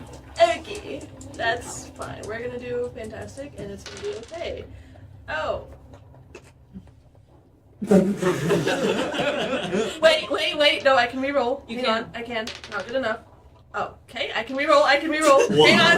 Wait. Okay. How are you rolling? So I have a spell that's called Not Good Enough. So when I Oh, roll yes, a you do, damage you do, die, I because can you're reroll class. 1 or 2. Yeah. So you rolled a 1. So I got a and 1. 2. And then I got a 2. Wait. Oh That's your my damage gosh. dice. That doesn't apply to. Oh! No. That doesn't apply to regular Shoot, rolls. you're So I right. need your first yeah. roll. Okay, so That's my idea. not much of a difference. Just take 2 from my last. And so I got a 9. A 9. With Do you fear. give With agility fear. mod? Since you're the leader, No. I want you. Uh-huh. I'm just gonna sow some chaos in the session. That's log. okay. I want you to pick 3 people to be in Oh. Group A and 2 people to be in Group B. Guys, I love you all. I'm trying to start with that. I love you all equally. I don't have favorites. But because I am holding her and him. Group A could be the good group. Group B could also be the good group. Stop. Am I included in the group? You're in Group B because Okay. it's 3 and 3. So because I'm holding these 2, Yeah, are we naturally. 3, group 3? Yeah, you could do that. So we have, just to be clear, Valentine, Ivy, and Cram in Group B, If Yes. we die, I'm so sorry. and then Annabelle, or not Annabelle, I'm sorry, Beckett, Seraphis, and Victor in Group A. Yes. Let's start with Group A. Being that the leader was not fast enough to the draw, in trying to escape the just quickly crumbling building, Yeah. suddenly fixtures from the roof starts dropping in, a mix of shingles and wooden beams, clashing onto you 3. A huge 2x4 unleashes from the roof and falls down. For Group B, that's a 13 to hit you 3. B or A? B. Ew. Okay. then. Wait, are you Group B? Yeah. I'm sorry, I misspoke. Group A, that's a 13 hit to you. Does it hit? Yes. Yes. Yes. Yes. Womp womp. Level 1. Level 1 indeed. Feeling great. Fantastic. As the 2x4 slams into you, that's 10 points of damage for each of you. As you kind of get pinned by this huge beam, you're able to kind of get back up onto your, well, it hits your back, you're able to get back up onto your chest and push it off with some strength. And Group A, unfortunately, you're able to get out just enough in time, like, to escape the Group B? Group, I keep messing up my It's groups, okay. I'm sorry. Group B. You're able to get out from the crumbling building in time. However, you quickly look back in and see that the other group is kind of trying to lift this huge 2x4 off of them as much as they can. It's a very, very large 2x4 wood board. I'm plopping you down, shoving Cram in your hand, going back in. Alright, sounds good. Are you gonna make a strength roll to try to help it off of them? Yeah. Okay. Can I try to scramble out of Valentine's arms to run behind Ivy and help and assist her? Sure, absolutely. You don't have to try. She's also running back. Okay. So am I running in the air? Yeah. You're running with me ahead of you. Alright, so go ahead and roll for that. Can I also help? I think she already has 1 assist. She has granted okay. 1 assist. You can do a second assist. Remember, you basically just take the higher of the 2 advantages. I'll roll high. Okay. Oh, now I roll high. 1. You wasted your hope. I told you I was gonna roll high. What was I've your been roll? getting a lot of hope. 19. 19. Fair. That's definitely enough with all of your strength, lifting off the wood beam off of Victor, Seraphis, and Beckett. I almost called you Aloe. Getting that kind of off of you, you're able to kind of get out of the establishment before, unfortunately, you see the huge Eclipse Inn and Tavern just and kind of crush down and flatten. You're able to get out just in time. As you all take a breather, you think this earthquake is like on the brink, like it's on the high peak, so it should be over soon. Suddenly, the earth underneath you begins to shake more viciously. You feel the ground begin to move in a shifting way, almost as if a serpent is slithering through the ground under you, as you feel the ground uneven in certain places. Suddenly the earth shatters beneath your feet, nearly knocking you all to the ground. You're scrambling up back in time to see a huge, colossal sandworm erupt from the earth. The beast towers above you, at least 100 feet across and stretching over 600 feet in length. It's enormous. As it flies up into the air, it lets off this nasty scream. You can see rows of teeth kind of in its mouth as it lets out the nasty hiss.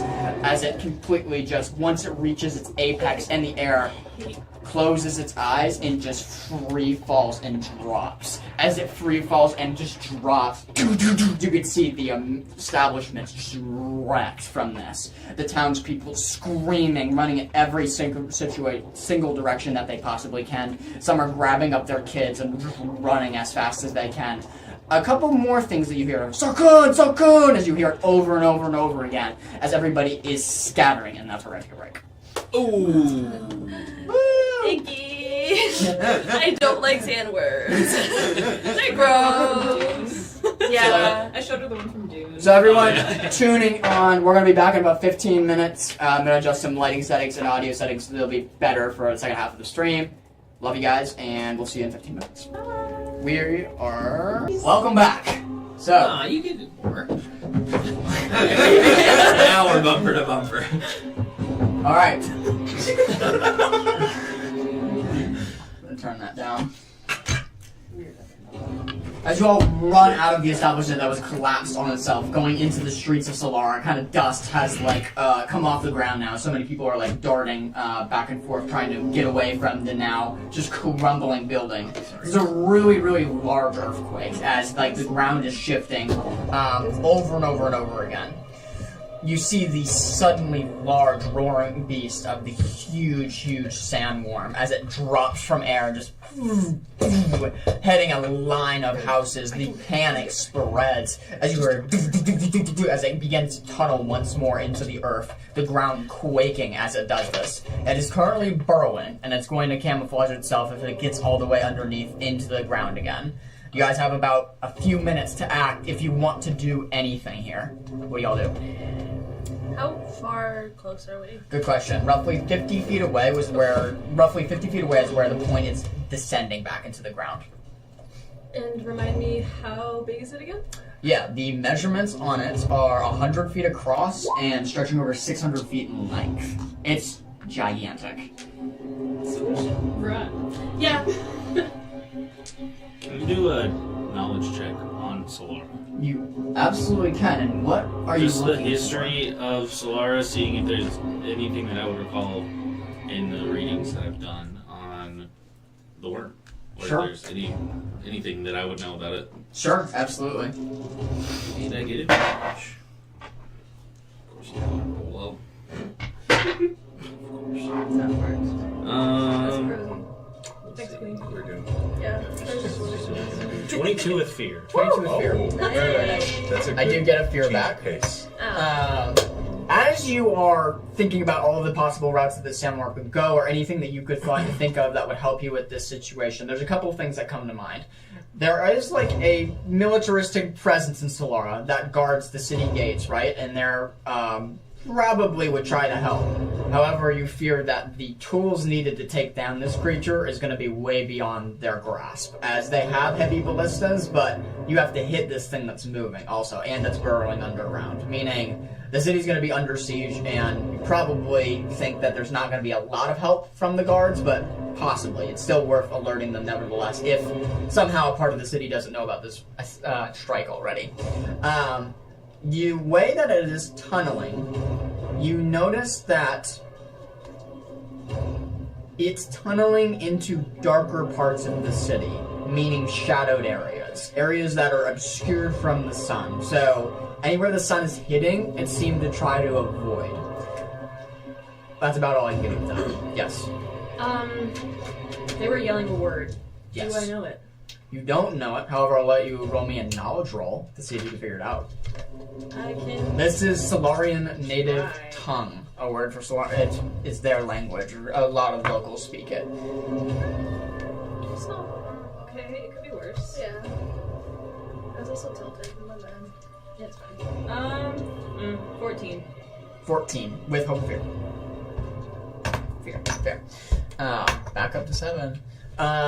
As you quickly try to rack your brain of anything that you might think of as far as like a word for like if it is that they're talking about the huge gigantic sandworm or they're saying something else.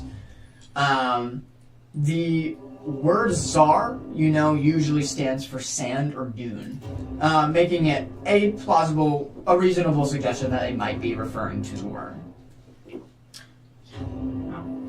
That was really worth it, guys. She just stands there for a second going, huh. In hindsight, we should have seen this coming. As it's tunneled and disappears underneath the earth once more, the ground continually shakes, leaving you all on very shaky ground, but the beast is nowhere to be in sight right now. What do you all do? Is it heading in a specific direction, or is it just kind of It's hard to flopping tell. around the city? It's hard to tell. Well, it flopped from the air, burrowing back underground. So it went all the way up, then just dropped and heaved itself over, and then barreled right where it landed, which was about 50 feet away from you guys. So in its barrowing point, you don't see what direction it's going in except underneath the earth. And we all have noticed that it's landing in like the darker shaded areas. No, only Just he him? has, yeah. Okay. What would you like to do? I'm grabbing whoever I can, Mhm. and I say we run for it. Who is it that you're grabbing? You're small, you're small, you're small. Can I try to grab the 3 smalls? You want to grab all of these people? 6 inches. That's small. You want to grab all 3 of them? I feel like those 2 are easy to hold because they're If you want to grab 3 feet 3 for both people, of you. like I'll do those 2. I'll do those 2. I'll do Beckett the is shorties. definitely resisting. okay, go ahead and make me a strength. Are you guys letting her do this? No. I'm just. Go ahead and make me a strength roll. Go ahead and make me Oh, a strength no. roll. Are you contesting as well? I'm in shock. Okay, so probably not. Okay, so just you two. Okay. 13. 17 with fear. 13 with fear, yeah. 13 with fear. As you kind of, Howdy. as you quickly kind of link arm. Wait, what was yours? I'm sorry. 13 with fear. 13 with fear. 17 with 17. fear. 19 with fear. 17. Okay. 17 with fear. As you kind of grab up, you trying to resist her pull, but it's just too strong as she like kind of leaps you off of your feet right away. How are you like holding both of them? I'll put you on my hip like a little child. For you, I'm just kind of like pulling you along, but like enough where you're mostly dragging. Okay, well, yeah. Beckett's fighting, but she can't overpower you. She's just like, hang on. Boundaries, first of all. But also, you're not even a little bit fascinated by that thing? You don't want to go hunting or something? We don't know where that thing went. We need to get out of here. Where are we headed? Away from it. It went that way, we're going this way. Of course. Well, there's one thing that we need to do. We need to make sure that we stay in the not so dark areas. What do you mean the not Why? so dark areas? One thing that this sandworm is going for is the dark areas of the sand. So if we stay in the lit areas, we should be more okay. What time of day is it? It's afternoon. It was 1:30, so we'll say it's like 3 o'clock now. Okay. 5 hours till sundown. Where is this grave site that we need to go to? About 4 hours away. It's away from here. Can we start heading that direction? Let's do it. Okay. As you all start heading, are you just bolting through the streets of Solara? As you are bolting through the streets of Solara as fast as you can see the earth is still rumbling back and forth as you're trying to just run as fast as you can as the ground, some of it is just starting to collapse, buildings are starting to fall, and you're just trying to weave your way through the crowd. When I need all of you to go ahead and make me a agility check here, no leader, as you're all just trying to run in one general direction. Okay. Slay. Beautiful. Yeah. I'm going to spend also, as you're rolling, I'm also spending 2 fear to activate my first environmental hazard. As you are all running, the earth begins to shatter and crack. And as you are running, you are trying to run away from the earth just shattering and giving in of itself and becoming huge sinkholes within the earth. So, I'm ready for you all. Perfect. 10. Actually, no. Sorry. 11 with hope. Okay, got it. 20 with fear. Okay, 19 with fear. okay. 3 with fear. Oh, Okay. but 9 with hope. 12 with fear. Fair. Taking trips. Victor and Seraphis. We'll start with the 4. You 4, other than Victor and Seraphis, are able to run at a pretty quickened pace. Maybe running you've done in your background, or maybe just running from terrible things is normal for you. But you sprint, nevertheless, through Solara and get to a certain point where you feel like you're getting to a safe point and it's far from the heavy tremors. Seems to be that in some parts of the city you're experiencing more in the earthquake than others. So the ones that you've kind of vacated to now is at a much more lower threshold. Unfortunately, you two are not able to keep the quickened pace that these 4 are running at. As you slow behind a little bit, you can still see them probably 40, 50 feet ahead. However, the ground cracks right where you're running as fast as you can. You suddenly trip over as the ground kind of sinks a little. You fall forward trying to catch yourself kind of on the edges of where the ground is breaking as an enormous sinkhole begins to form. As ground is just slowly just falling into this sinkhole. It looks like an 80-foot drop into just blackness as a huge crack in a huge ravine is starting to appear out of nowhere as the earth is just still shaking. Yes. I start running back the second I see they're not with us. Okay, sounds good. Are you all turning tail as well and running back with Valentine? Just to clarify, Yeah. which 2 got left behind? Seraphis and Victor. Okay. Seraphis and Victor. Yes. You're running back. What about you 3? I don't think I would be. Okay, sounds good. I'll kind of like let go of you and stop in my tracks Mhm. and just like kind of watch her. Where'd they go? Where are you going? They fell behind. I'm getting them.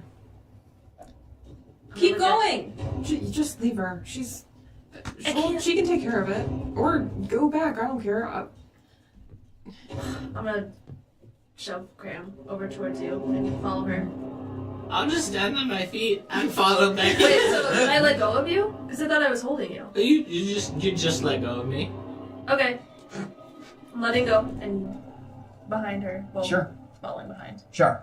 As you let go and just continue following behind, you are running, and Ivy's kind of right behind you. You meet to the edge of the ravine where you two are currently like holding on like to the topmost rocky edge as you see this huge drop into this dark abyss above you.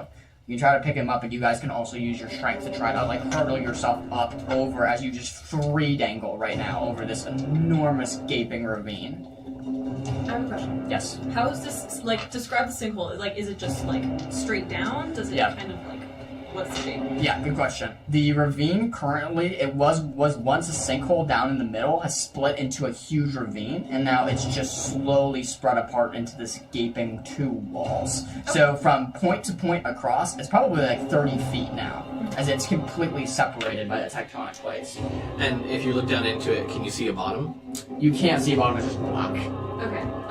As I'm running up, I'm digging through my control pouch, and I'm going to get out a vial of what they look like very small black things. You can't really catch exactly what it is, but she shoves her hand in, grabs a couple, and then squishes them through her palm. And as I approach, I'm gonna get to Victor. I'm gonna like fall on my knees and reach out and smack him, and I'm gonna cast Wall Walk. Okay, sounds good. Is that a DC or no? Nope. Okay, as you cast Wall Walk right away, you're able to scale back up, no problem if you want to do that. Yeah, we got 100%. Okay, sounds good. As you scale back up, no problem. You are still left there dangling. If you want to, what do you want to do? Running over to Seraphis. Are you casting a spell as well or no? Yeah. Okay. Wall walk is enabled as you kind of like jump off. You feel gravity has no longer effect on you anymore as you kind of begin to balance your feet on the wall and walk back up and are on clean surface now. As you begin all continually running, where are you running to? And what direction are we running in any place? Back towards. Yeah. Back to them. Yeah. Where are you leading the group towards? The nearest, gate out. Okay, sounds good. It's about a 30-minute run, but you certainly can all do it. As That you are, cardio. as you're all sprinting through Solara as fast as you can. I need 2 out of the 6 of you. You get to pick to make me an instinct roll here. As you're all sprinting. Okay, there's one. I'll take a second. Okay, a second. No, you not. Go ahead. 17 with fear. 17 with fear? Okay. 14 with fear. Noted. Several with fear. Cram, you looking around the area quickly have your heart begins to hurt for the townspeople around you. Everybody's just in complete chaos and just running for their lives. You spot a family of 4 tucked right underneath a building that looks like it's about to collapse. And you just think you might have enough time to push them out of the way as you see them. It's like a mother and father with 2 kids as this building is shifting, just ready to collapse about 30 to 40 feet away from you if you choose to do anything with that. Valentine, as you're looking around the area, for the sake of the city's people, you kind of roll your eyes, even though surprisingly that you have the thought. You're like, okay, I'll just listen to it nevertheless. You know, trying to kill a beast of this side would take a lot of heavy siege weapons and a great deal of prayer. The wiser course would be to lead it away from the city rather than to attempt to slay it here. If you're thinking about going in that general direction as you're both running. Crown, what would you like to do? As you are the only person who has spotted this family of 4. How big are these people?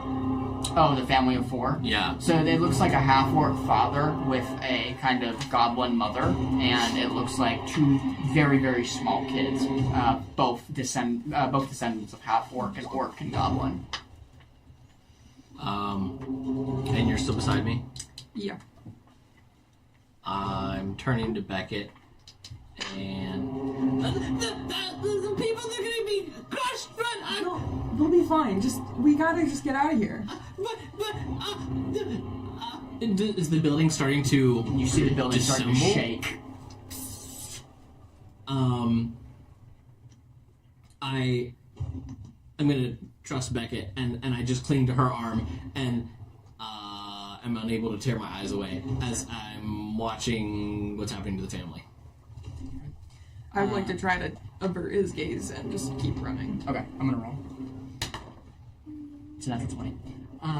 As you all run as much as you can at full speed, you're trying to cover Cram's head as you're trying to peek through the hand that's being put over your eyes. There's just enough of a gap where you can see out of one eye, and you're kind of in the hold that she has, just trying to pull your head away. You see the father kind of push the family away as the ground begin to shake and the complete tower of a building just fall. He's able to save what looks to be the 2 kids, but the mom and dad get crushed and decimated under this enormous tower. As both, you kind of feel for them, Cram, as you look as they look. The mom looked like to be your race as well. As the 2 kids cry out for their parents and try to start lifting this huge tower, you all have kind of stopped and heard this now in the back of your ears of 2 kids just crying for help at the top of their lungs. What do y'all do? Are there any guards nearby? It doesn't look to be. However, right as you kind of start looking around, this sandworm reemerges, kind of 300 feet away from you guys at this point. As it reemerges, you hear a two huge ballista bolts are fired from the walls of the city. As it intersects with the worm, both of them do. The worm makes a huge hiss before just falling again, this time onto some of the wall of the outer city, and then tunneling it down again, signaling that whatever help there is, they'll probably be on the walls, attacking it with the ballistas that they do have. Okay. I'm gonna go grab a kid. Sounds good. For the sake of the story, which one are you grabbing? There's the goblin child and there's the half-orc child. Whoever is closest. Sounds good. You got it. Or I'll grab both of them. Okay. If I can. Okay. You're the only one going? Anybody else? No? Sounds I good. can go for her. Okay. You are with her. Yeah. So it's up to you. Yeah. Okay. Sounds good. So both of you go ahead and make me strength rolls as you're both going to try to help them. I'm so weak. No, you can do it. I'm so weak. Helping you. I'm not helping you right now. Well, they make those rolls cram. Go ahead and make me an animal Oh, no. instinct roll. Oh no. Seeing this beast. Oh, Yeah. We might kill ourselves. No, we'll be fine. Wait. Apply any Druidic bonuses that you would get with that. Oh.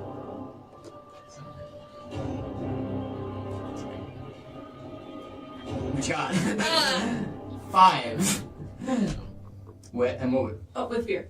Oh, great. That makes that better. 9. Oh. As you run over to the kids, trying to get them off of their now literally flattened parents from the enormous tower that has crumbled on. Valentine, you're trying to pull the little half-orc girl away as she's just crying, and as you're trying to pull her, she's just kicking and thrashing to a point that you're just like, I don't know if I should leave her or not. Ivy, you get to the point where you have a small little goblin boy that you're just able to kind of drag away from the scene as he reaches out his hand to his sister. Wait, we have to go back, as you're just kind of trying to drag him away. Ivy and Valentine are about 5 to 10 feet apart as you're trying to drag him back from the scene. He's just in utter shock and true traumatic somber. Valentine, can you pick her up? No! To go back and try to help her. If I could, I would. We'll say with both of you there that this is a small child. You're able to Grab both the arms. one arm each hoist her up and kind of bring her back 30 feet away from the crumbling tower. Both kids are just crying and embracing each other. You now have 2 kids at your side that you are just babysitting for the moment as this huge town and city just collapses on you. Are you all 4 still running? You guys didn't stop, correct? Nope. Okay, sounds good. Since you are all still running, you get a better look at the creature. What was your roll? Is 13 with fear. 13 with fear. Cram. You look into the beast's one black eye. You can't see the other one because it's on the other side. But you look at the one black eye and you see clear agitation in the beach. And the beast.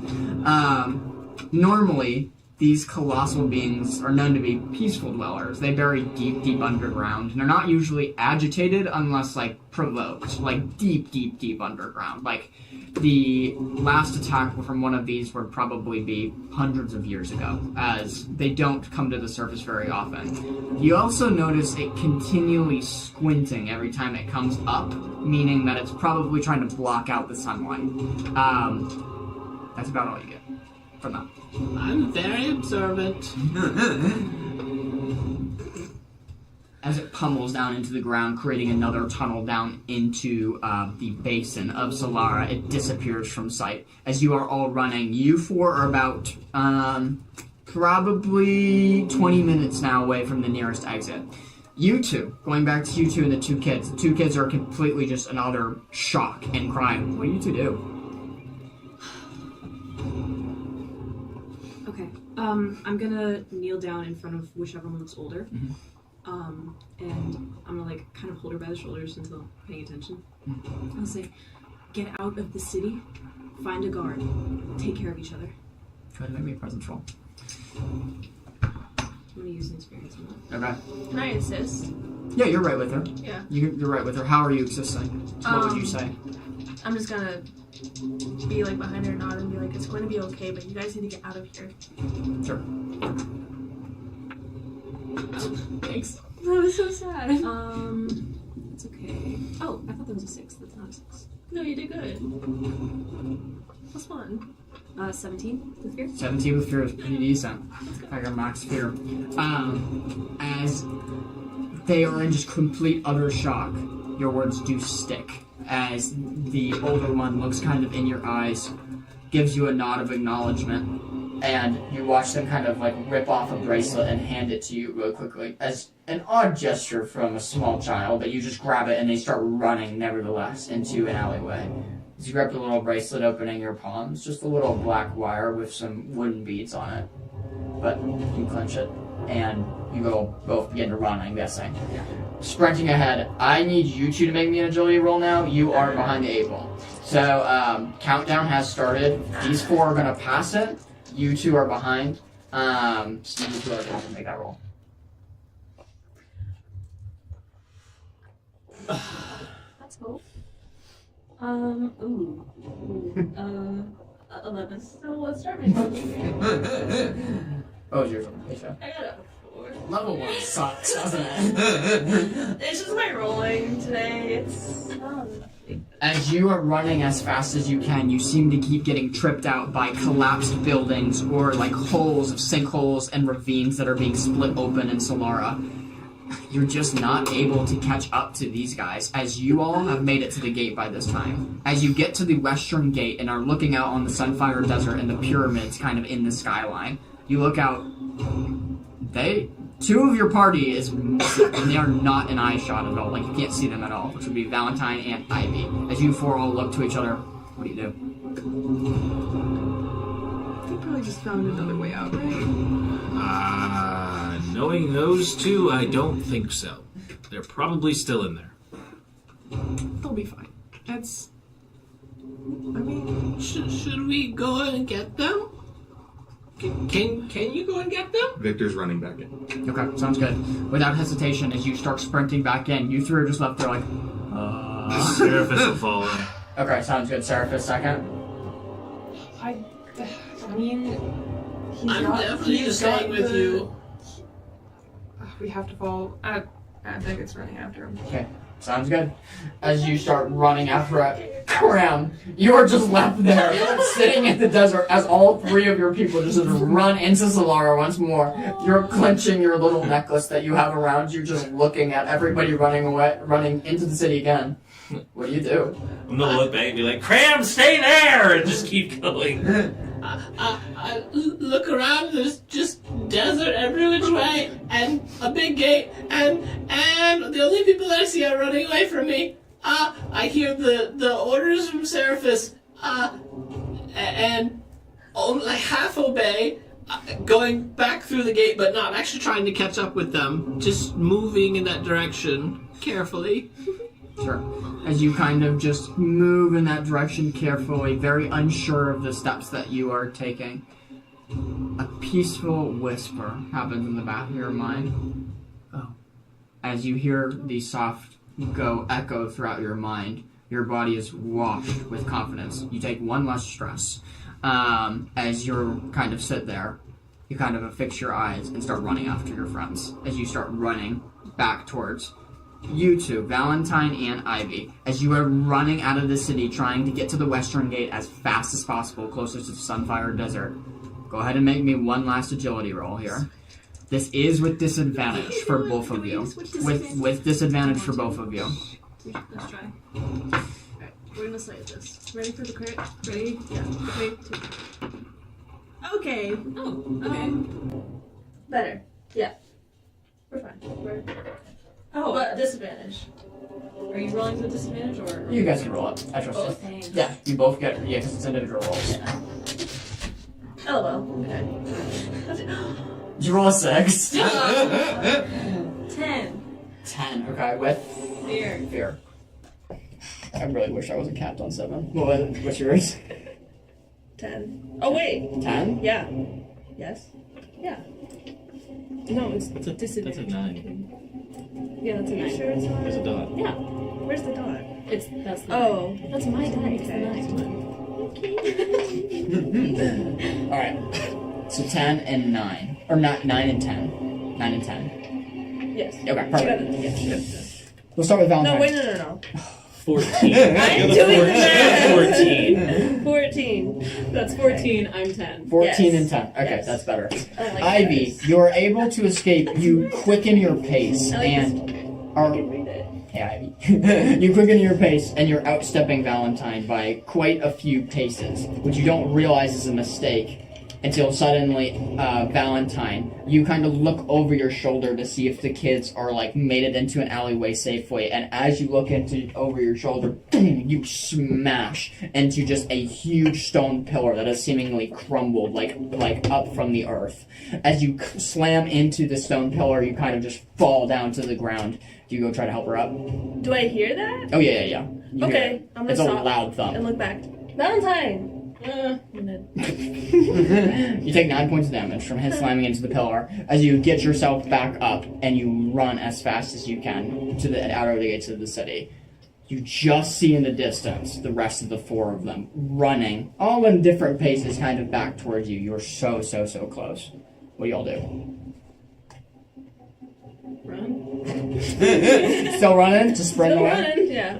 Okay, as you all sprint and try to get like coordinated with one another, you're able to rejoin the group once more, and you're all together now. As you all sprint then towards the western gate, give everybody a nod, and sprint towards the western gate, out towards the desert. Suddenly, right behind you, probably 40 feet behind you, the earth erupts once more. You see the huge, enormous sandworm come flying up out of the earth. It peaks up at the top. You can't even see it. It's blocking the sun with how tall it is as it goes up into the sky, and then just peers down. You can see its mouth truly open. You know, like a demigorgon from Stranger Things? That's what the mouth looks like, as it's split open into these 3 panels with huge, nasty rows of fangs. As it looks down, you can see this just like a huge just drop of just land on the ground, and a hot sizzling comes off of the ground. And it's just stopped above all you. I'm spending 2 fear. As it's reached up into the sky, it dips its head. It's just staring at all 6 of you. The head is probably 200, 300 feet above you. As you hear all the spit dropping from its mouth, 200 feet up in the air, landing. You're being very careful where you step, as it's just eyeing all of you, seeing who's going to make the first move. What do you all do? No. We don't want that. I scoot closer to Becca and grab her arm and hide behind her, trying to stay out of sight. As you're able to do that, being how small you are, and you kind of merge kind of behind Becca. Except for my hat, I guess. As you step kind of behind her. Is there anybody else that you doing anything? Very carefully trying to go to the exit. Okay, so you are moving. Yeah, Yeah. we're still going to the gate. Got it. Perfect. How fast are you running?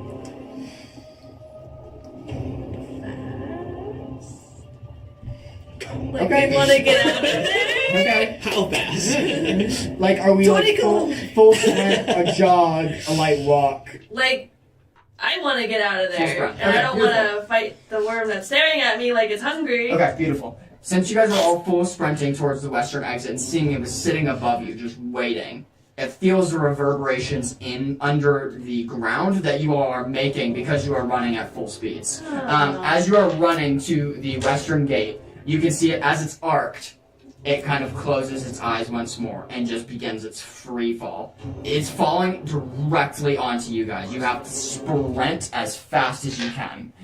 I need all of you to make me a group agility roll. And this is going to determine if the worm literally drops on top of all of you. So, Sean, Yeah. being a fawn, I have the ability to leap very far. Yep. Would that perhaps give me an advantage? I'll give you that advantage. That's very reasonable. You still have wall walk up. Just by the way. Good to know. We'll see what I can I do. do have this. Should I use this right now? It's a Okay. Slide. I'll take that. Not bad. Hello? Is this the same? Or just... Hey. That's what's up. Give me a freaking high five. Thank you. Okay. Who was leader? You were leader, right? I am. I think so. I think you were leader. Oh, I crit. Oh, we're doing group. Yeah. Group agility roll. Yeah. That's much better. Yeah. Okay. Group agility roll. Your lead. No. 19 with hope. +2. Crit. +2. 17 with hope. Plus. I'll give you a 2. That's 6 +6. If I animalize here, can I add my evasion bonus for that? I'll let you do that. Okay, great. I'll describe it in a second. Okay. Annabelle. A mighty 6 with fear. That's -2. It's okay. You're sitting at +4 right now without Gray's roll. So you see what Gray does, and 19. that's a +2. You're back up to 6. +6 to your group agility roll. What was your agility number?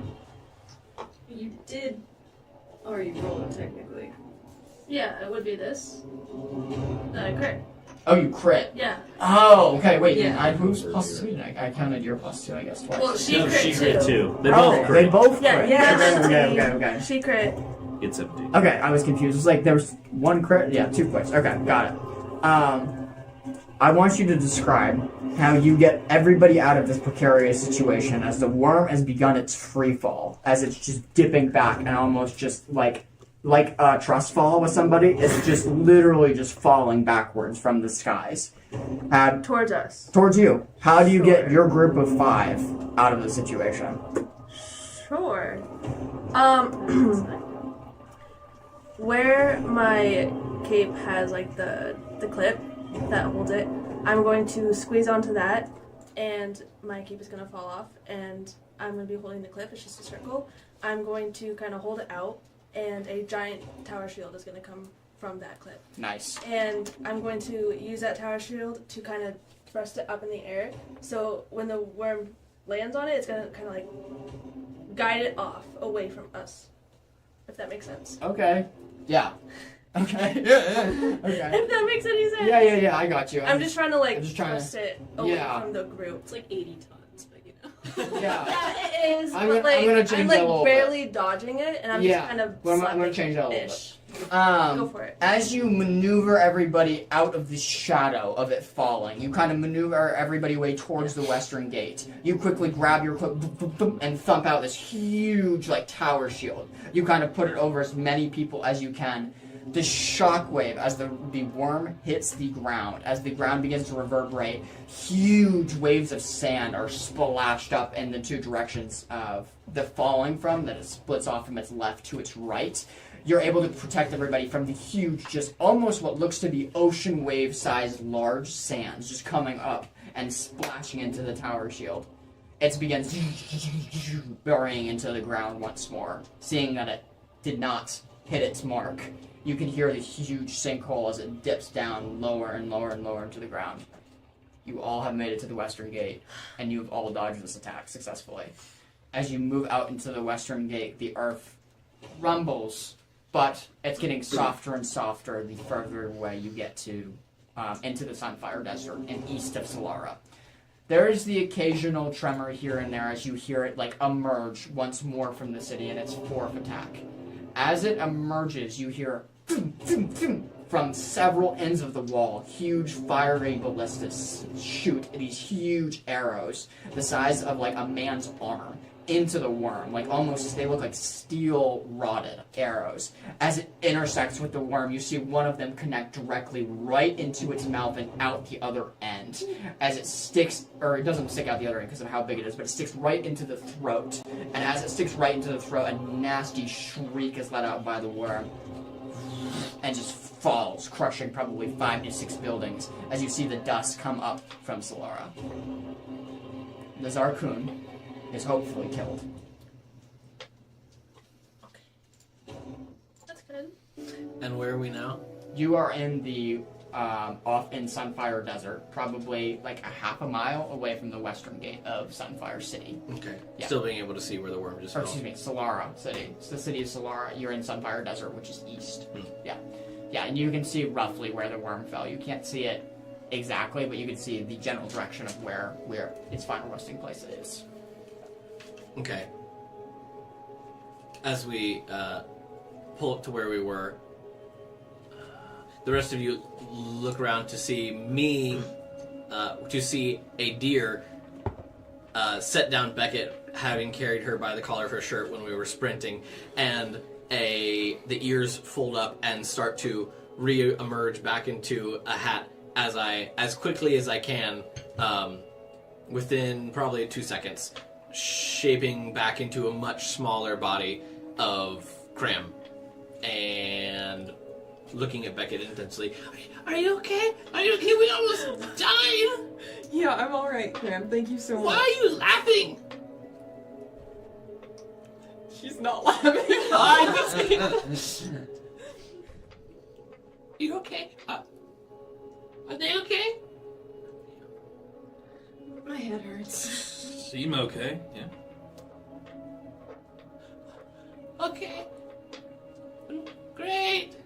Do you normally turn into a deer? Yeah. Sometimes. Sometimes. Leave him alone. He turned into a Yeah. That's Yes. cool. like a Thanks. thorn. I turned into a deer so we could run faster because we were about to be crushed by a worm. Yeah, I saw that. But his body morphed. No one else is amazed by that? I mean, Nope. what else did you want him to turn into? There's options? Well, no. We're walking and talking, by the way. Yeah, you got it. No, I can only turn into a deer sometimes, but it's only when I get really scared. So you can't turn into anything else. No. Can I insight check? Yeah, I'm gonna say. Do you even want to roll? Because they have 3 insight checks right now. It's up to you. It would only be fair for you all to know that he's definitely not telling the truth. And it's like obvious. Uh-huh. Okay. Did I rip your shirt at all? Is your shirt okay? I think it's alright. Okay, I didn't bite you, right? No, not this time. Oh, okay. I'm sorry about that. Okay.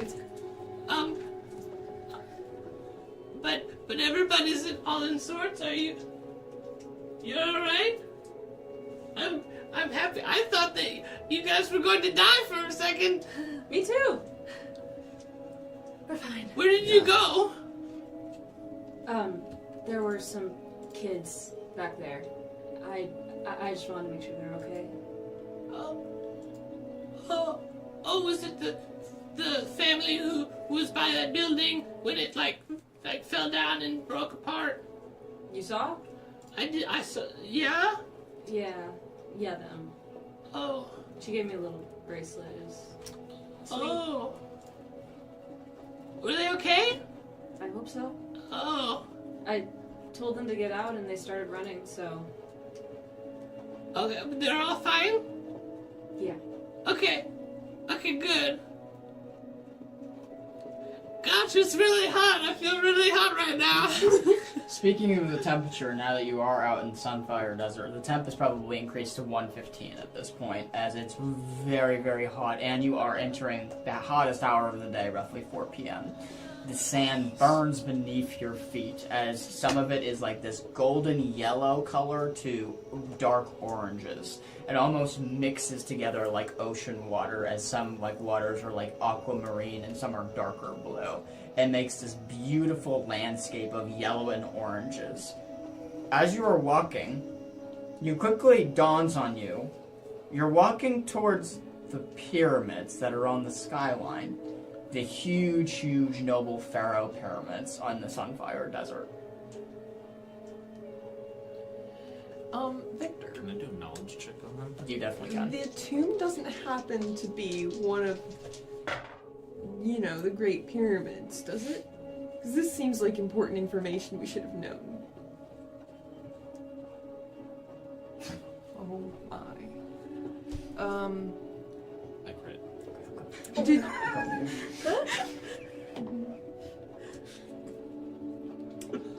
Why? Okay, well actually I don't even need to ask why you chose not to include this information.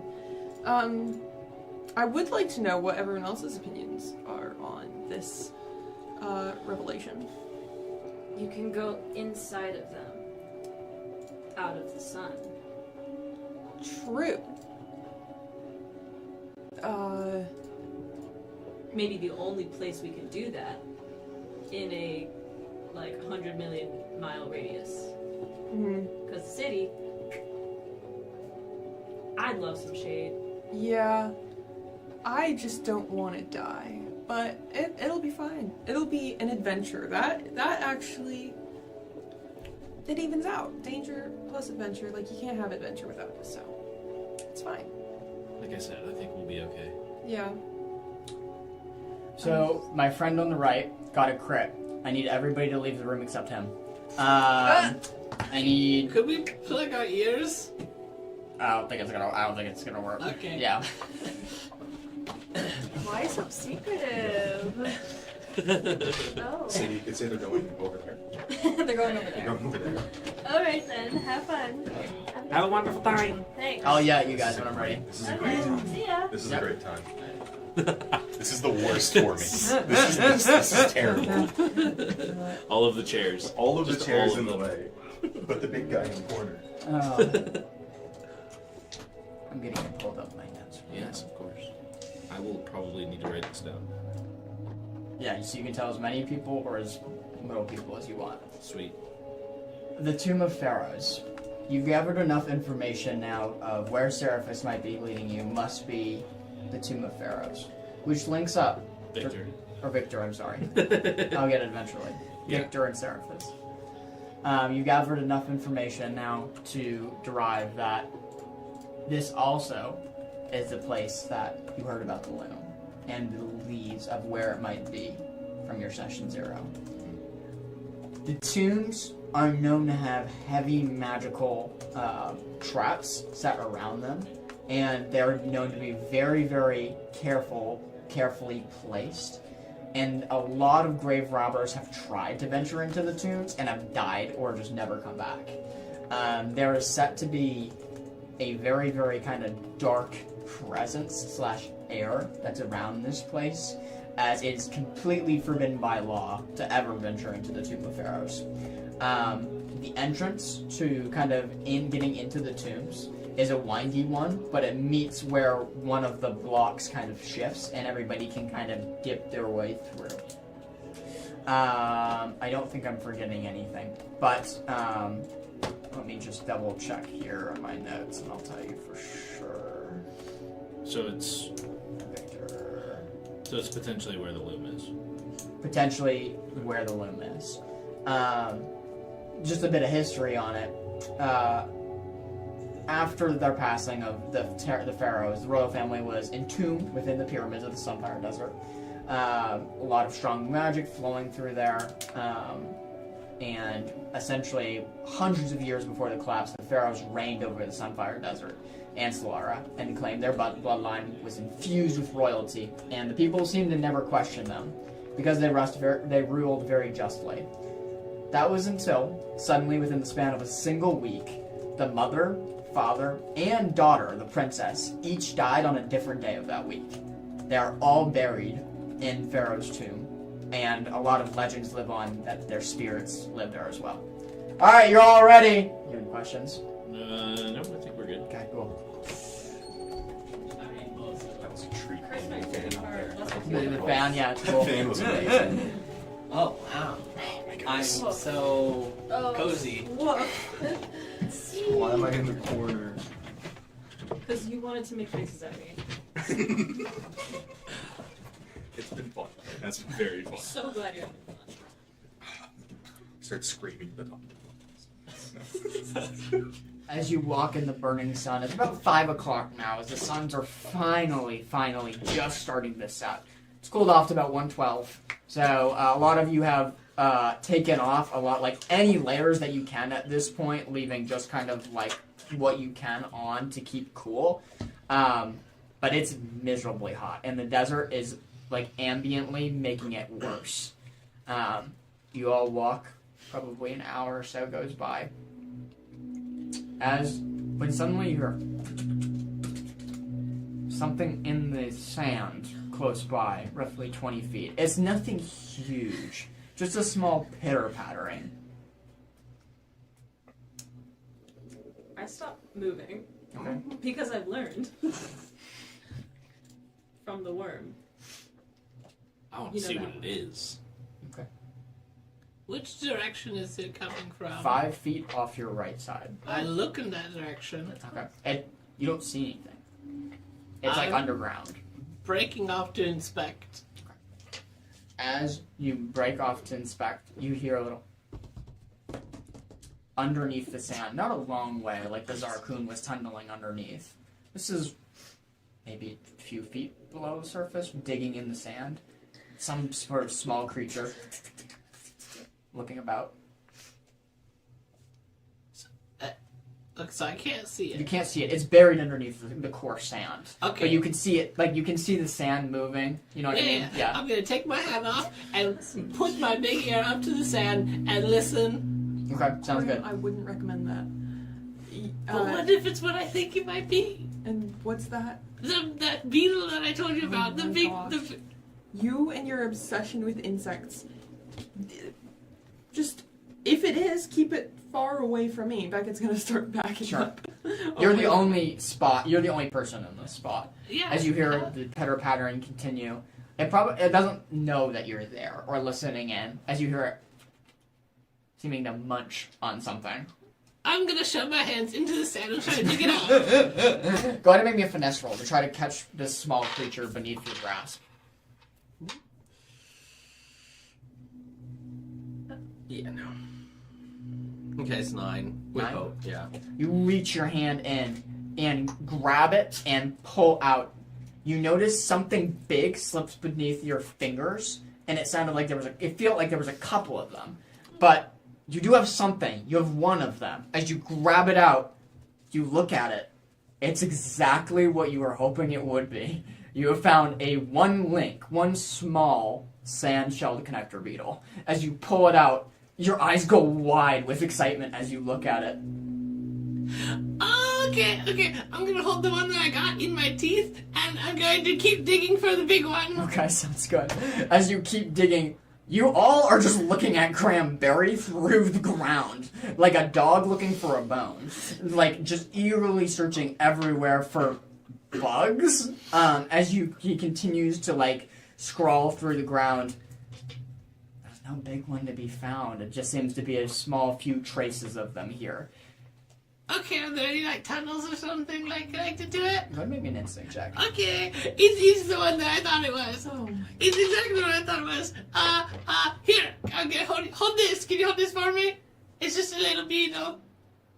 It's like a sand-colored beetle. It's okay. They don't bite you. As you grab it, you see like an almond-sized beetle, sand-colored, has 8 legs, 4 on each side, nasty little jaw on each one. As you're holding it like this, it's about this size, and you're holding it like this to make sure it can't bite you in any way. Some of you would recognize its native name, some of you wouldn't, but for the sake of ease, these are called SSCB as an acronym. Their full name, the Sand-Shelled Connector Beetle. They are known usually to travel in swarms and connect with one another. There's a mother beetle that all of them swarm to and make a shell over. Picture is going to be on screen for you guys now. Should be boom, boom, boom. Can you see it? Yes. That is way too many legs. Which Ew. mode am I using for this? What's that? What role is This this? is an instinct check. Okay. To be clear, the mother's the big one in that picture. So he's grabbed one of the small ones in that smaller So each chain. circle is one of them. Exactly. So he has Ew. one in his hands right now, Got it. and he's currently trying to give it to whom? Ivy. Ew.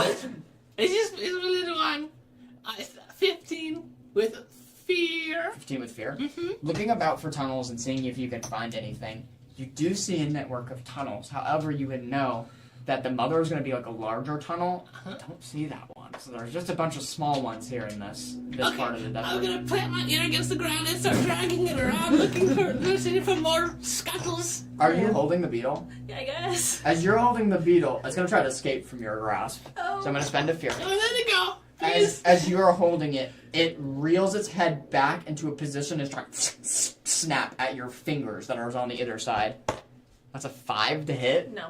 It can't get there as its head just can't maneuver to a part of where your fingers are holding it. Uh-huh. It's a nasty little thing though. It wants to clamp down and try to pinch you as it keeps snapping. Madam Beckett, why did he hand me this? Don't ask me. She's like 15 feet away from the group now, continuing to back up gradually. Just like I let it go or something if you want. I try to avoid this obsession. I don't know. Just Cram, you need to stop digging, okay? I can dig it. What? But if I don't dig, I don't find it. Well, maybe you shouldn't find it. Like, remember what the guy in the tavern said? He was like, don't touch them, they're endangered, you know? No. That was a different beetle. That was a lotus beetle. Okay. This is a sandshell connector beetle. This is what I was looking for. Remember we were back in Scale Ridge and I told you about this? And you have the big one and all the little ones? Oh, yeah. You probably shouldn't look at it. If I do find it, you should, like, go away. It's a lot of legs. Cram, why are you hunting these? Or to have them. For a snack. Ew, no. No, you can hold them and look at them and move them around. They're fun. Wait, put it back. See this? You can, like, if you lift up the wings a little bit, you can see under the wings. And if you don't squeeze too hard, just a little bit, it'll like trying to fly away. It's trying to bite you, isn't it? Yeah. Are you squeezing it a little bit? Yeah. As you squeeze it a little bit, I rolled a 12 this time. Does it hit? Yeah. As it spreads its wings and begins to try to fly, it doesn't gain any altitude, but it does move positions in your fingers. Oh. And it gets into your finger and latches down. The bite is really surprisingly powerful as it draws blood almost immediately. The jaws are this big, though. Take 1 point of damage. Solid. Oh. Is this something that can be used as a magical component? That's going to be a knowledge roll. Good question. Go for it. Can I use experience? Yeah, you can use an experience for it. Cool.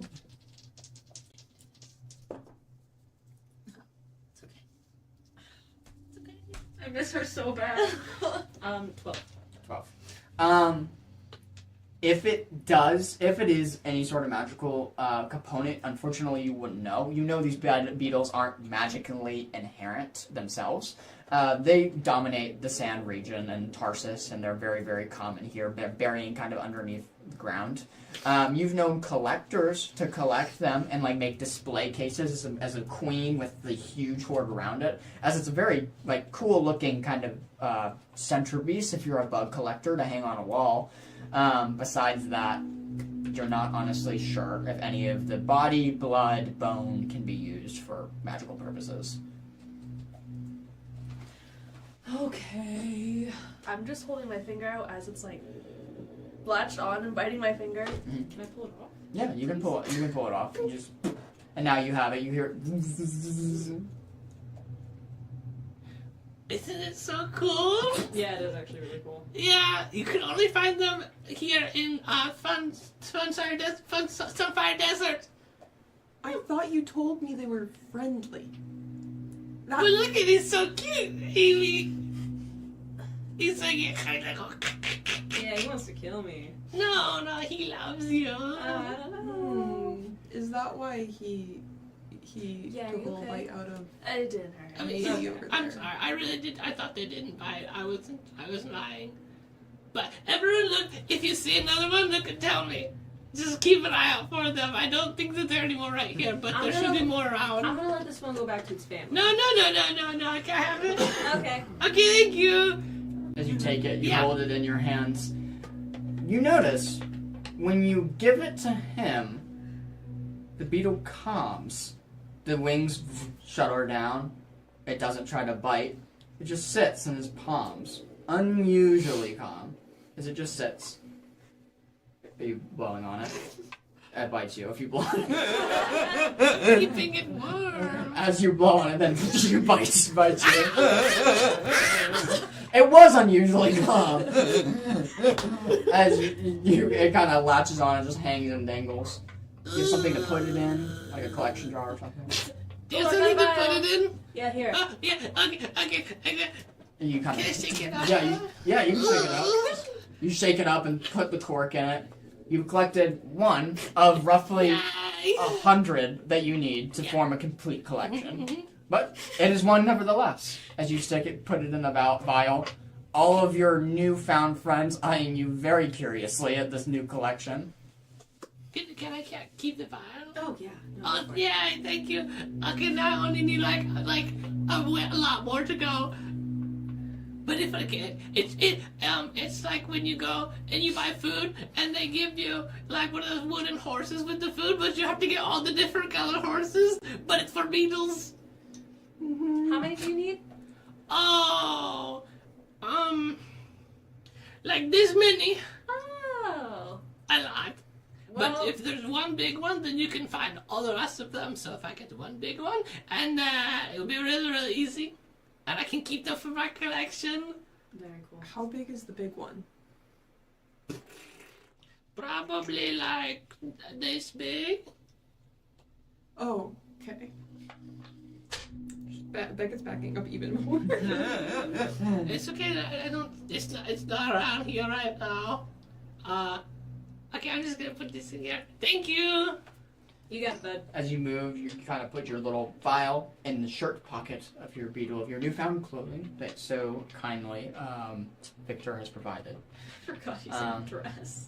No, I didn't put on the dress. I mean, Okay. Oh, okay. I have my overalls with the shirt pocket on the front. As you put it in your shirt pocket of your little vial, you're the beetle trying to escape out of your pocket. As you continue marching east, directly east, you get closer and closer to the pyramids as dusk falls. The moon, kind of as it ascends, makes this eerie glow casting kind of over the pyramids. As you guys are roughly now about 200 feet out.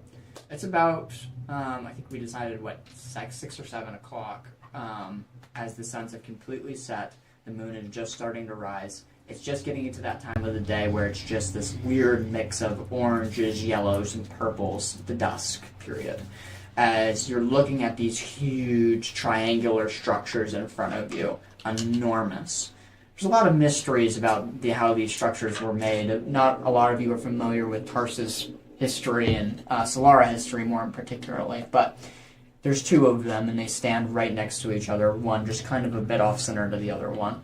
And supposedly massive tunnels are beneath both of these structures, the tombs.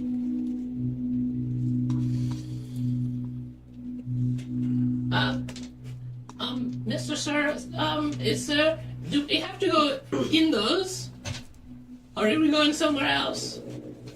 We will be going into those. Yes. Okay, are they safe? They are. Okay. If you don't take anything that doesn't belong to you. Oh, I'm good at that. I can do that. How many are there? How many of what? Tombs? That I can't tell you. Oh, sorry, what I meant was, do you know where it's at? Like, do you know where we're going? I believe so. Okay. This will be fun. Okay, I'll follow you and your very heavy staff. I also have a question. So, you mentioned that this is a family heirloom. Which of your family members was buried in a temple or a pyramid? Very far removed. If you could imagine, they're buried in a pyramid. Third uncle, 30 greats, very far removed. What was his name? That is a wonderful question. Okay. Maybe he's my uncle too. He could be. Maybe we could be like really the great cousins. We'll have to look into that. That would be really funny. It would be very fun. So, Victor, what do you know about these pyramids? Unfortunately, not a lot.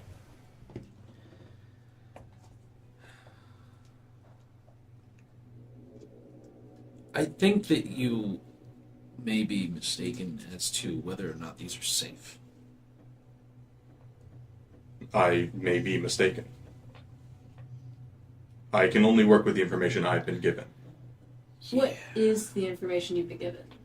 That they're safe unless you take something that doesn't belong to you. Oh, okay. Who told you? Wilhelm de Blanc, So the owner of the shop. the owner of the shop, yes. Okay. Well, I think he might be sadly mistaken. Do you know something? There are grave robbers constantly trying to get into these pyramids. It's well documented. The ones who survive have documented extensively on what these pyramids are. These aren't safe by any matter of the word safe. So I'm not sure where you're getting this information or where even Mr. DuBlanc is getting that information. There's traps everywhere, and they are very conspicuously placed. It's not going to be an easy task getting to these tombs. If your family heirloom is in there, this is not going to be easy by any means. Victor sort of nod along. He is listening. Regardless, I will be trying to get it back. I don't think it's a bad idea. It is yours. If it's your family's, it is yours. What is so important about this family heirloom?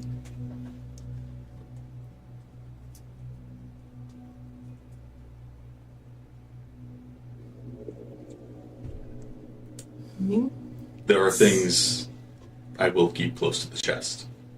It's understandable. We can back out of this. I mean, for all we know, those tears or whatever you wanted are probably destroyed by that worm. Do you have any? I kind of assumed he had brought the chest with, considering he was going to be paying them with it. Yeah. So you had all of them. Yeah. Kind of opens the briefcase with the velvet and the three vials. I don't like this guy. He's not being truthful. I'm gonna pull her up to the side. I don't know where else we can go. We can leave this desert. City's destroyed. We're like hours of travel back to the coast. It'll hit nightfall by then. Okay. We need to be inside during nightfall. We're gonna freeze. You're used to the cold. I'm not. We have a mission.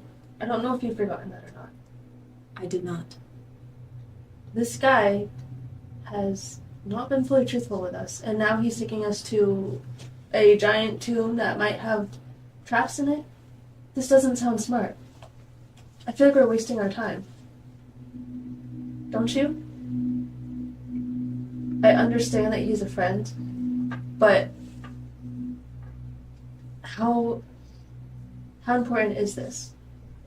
For all we know, the heirloom might not even be in there. He's not giving us much. I want to go in. Even outside of the heirloom, even outside of Victor, I want to go in. You're curious. Is that it? I'm not being stupid about this.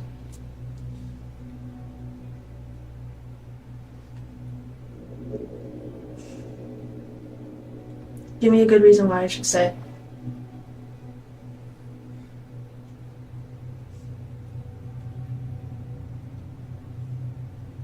Please?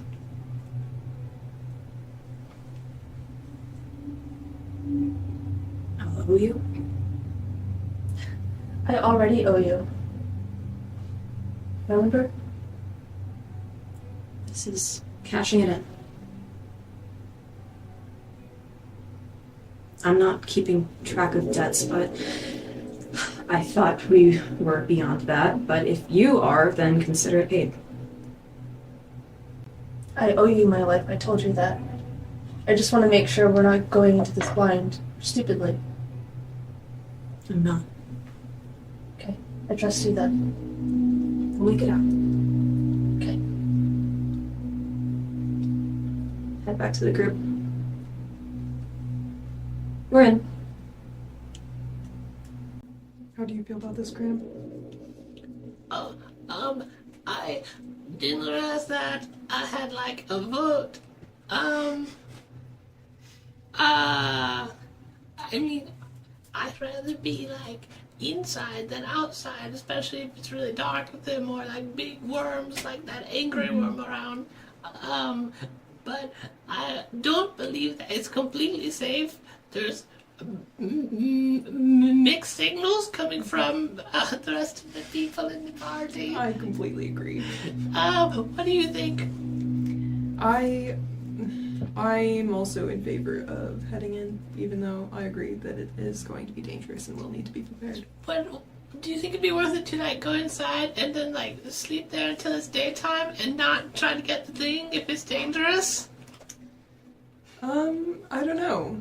What do you all think about sleeping the night in there before continuing? We could always make the decision when we're in. Maybe we walk in and it's like, oh yeah, there's definitely people here and they're gonna kill you. Not bed down, Yeah. but We can always sleep beforehand as well.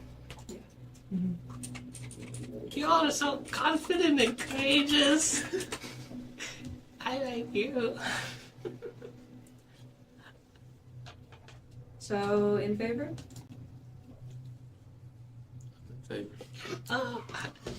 Oh, that reminds me. I'm gonna take like a button or something out of my bag. I'm gonna throw it at Victor's head. He won't dodge it. Boom. Just lands. Kind of wipe off some of the ash that was still left from the sparkler. Mm-hmm. That's we're not talking about the pyramids. Would you expect me to be entirely forthcoming? No, not at all. But Would you be entirely forthcoming? no, not at all. Exactly. Would you not throw something at me? I would. So there we go. Nightfall has now made its ascent. This is roughly 7 or 8, or probably 8 p.m. now, amongst the sunfire-scorched desert. It's getting colder, and it's getting colder quick, as it's dropped now to about 60 Fahrenheit already. As you approach kind of the entry gate of the pyramids, you can see this large archway carved into the basin of one of these structures, the first pyramid that you have made it to. Looking up, oh, that's a tough, probably at least 300 feet tall, if not more, of just these huge ancient blocks crafted over time to make this huge pyramid-like structure, just ascending from the ground. You can see an archway that seems to have some sort of runic symbols in them that you do not know what language they are, but they're carved into the archway as a huge stone doors kind of rolled in shut, protecting the tomb entrance of the Tomb of Pharaohs. As you kind of go approach the tomb, you watch a light blue glow begin to emanate from the runes. As I'm going to spend 1 fear. As they glow, you all feel an unsettling, uncanny feeling start to stir inside each of you, like you're about to make a grave mistake entering this burial site. The tomb and the archway is starting to glow this low light blue color as you all look towards the doorway and wonder what possibly could be beyond it and what challenges, monsters, people, things, treasures hold beyond this door. And that's where we're at tonight. So just to clarify, Yeah. we're walking up to like a wall with a gate in it. Yes, an archway. And there's runes on the gate. Correct. And on the other side of the gate, there's a Stone. that's a circle stone that's there's a rolled on the roll other that- side. Yes, Okay. correct. But it's completely covering the like walkway through. Correct. You can't get through without walking through something. That was session 1. Yay! Thank you everybody for tuning in. We will see you next week, Sunday, 5 p.m. For session 2.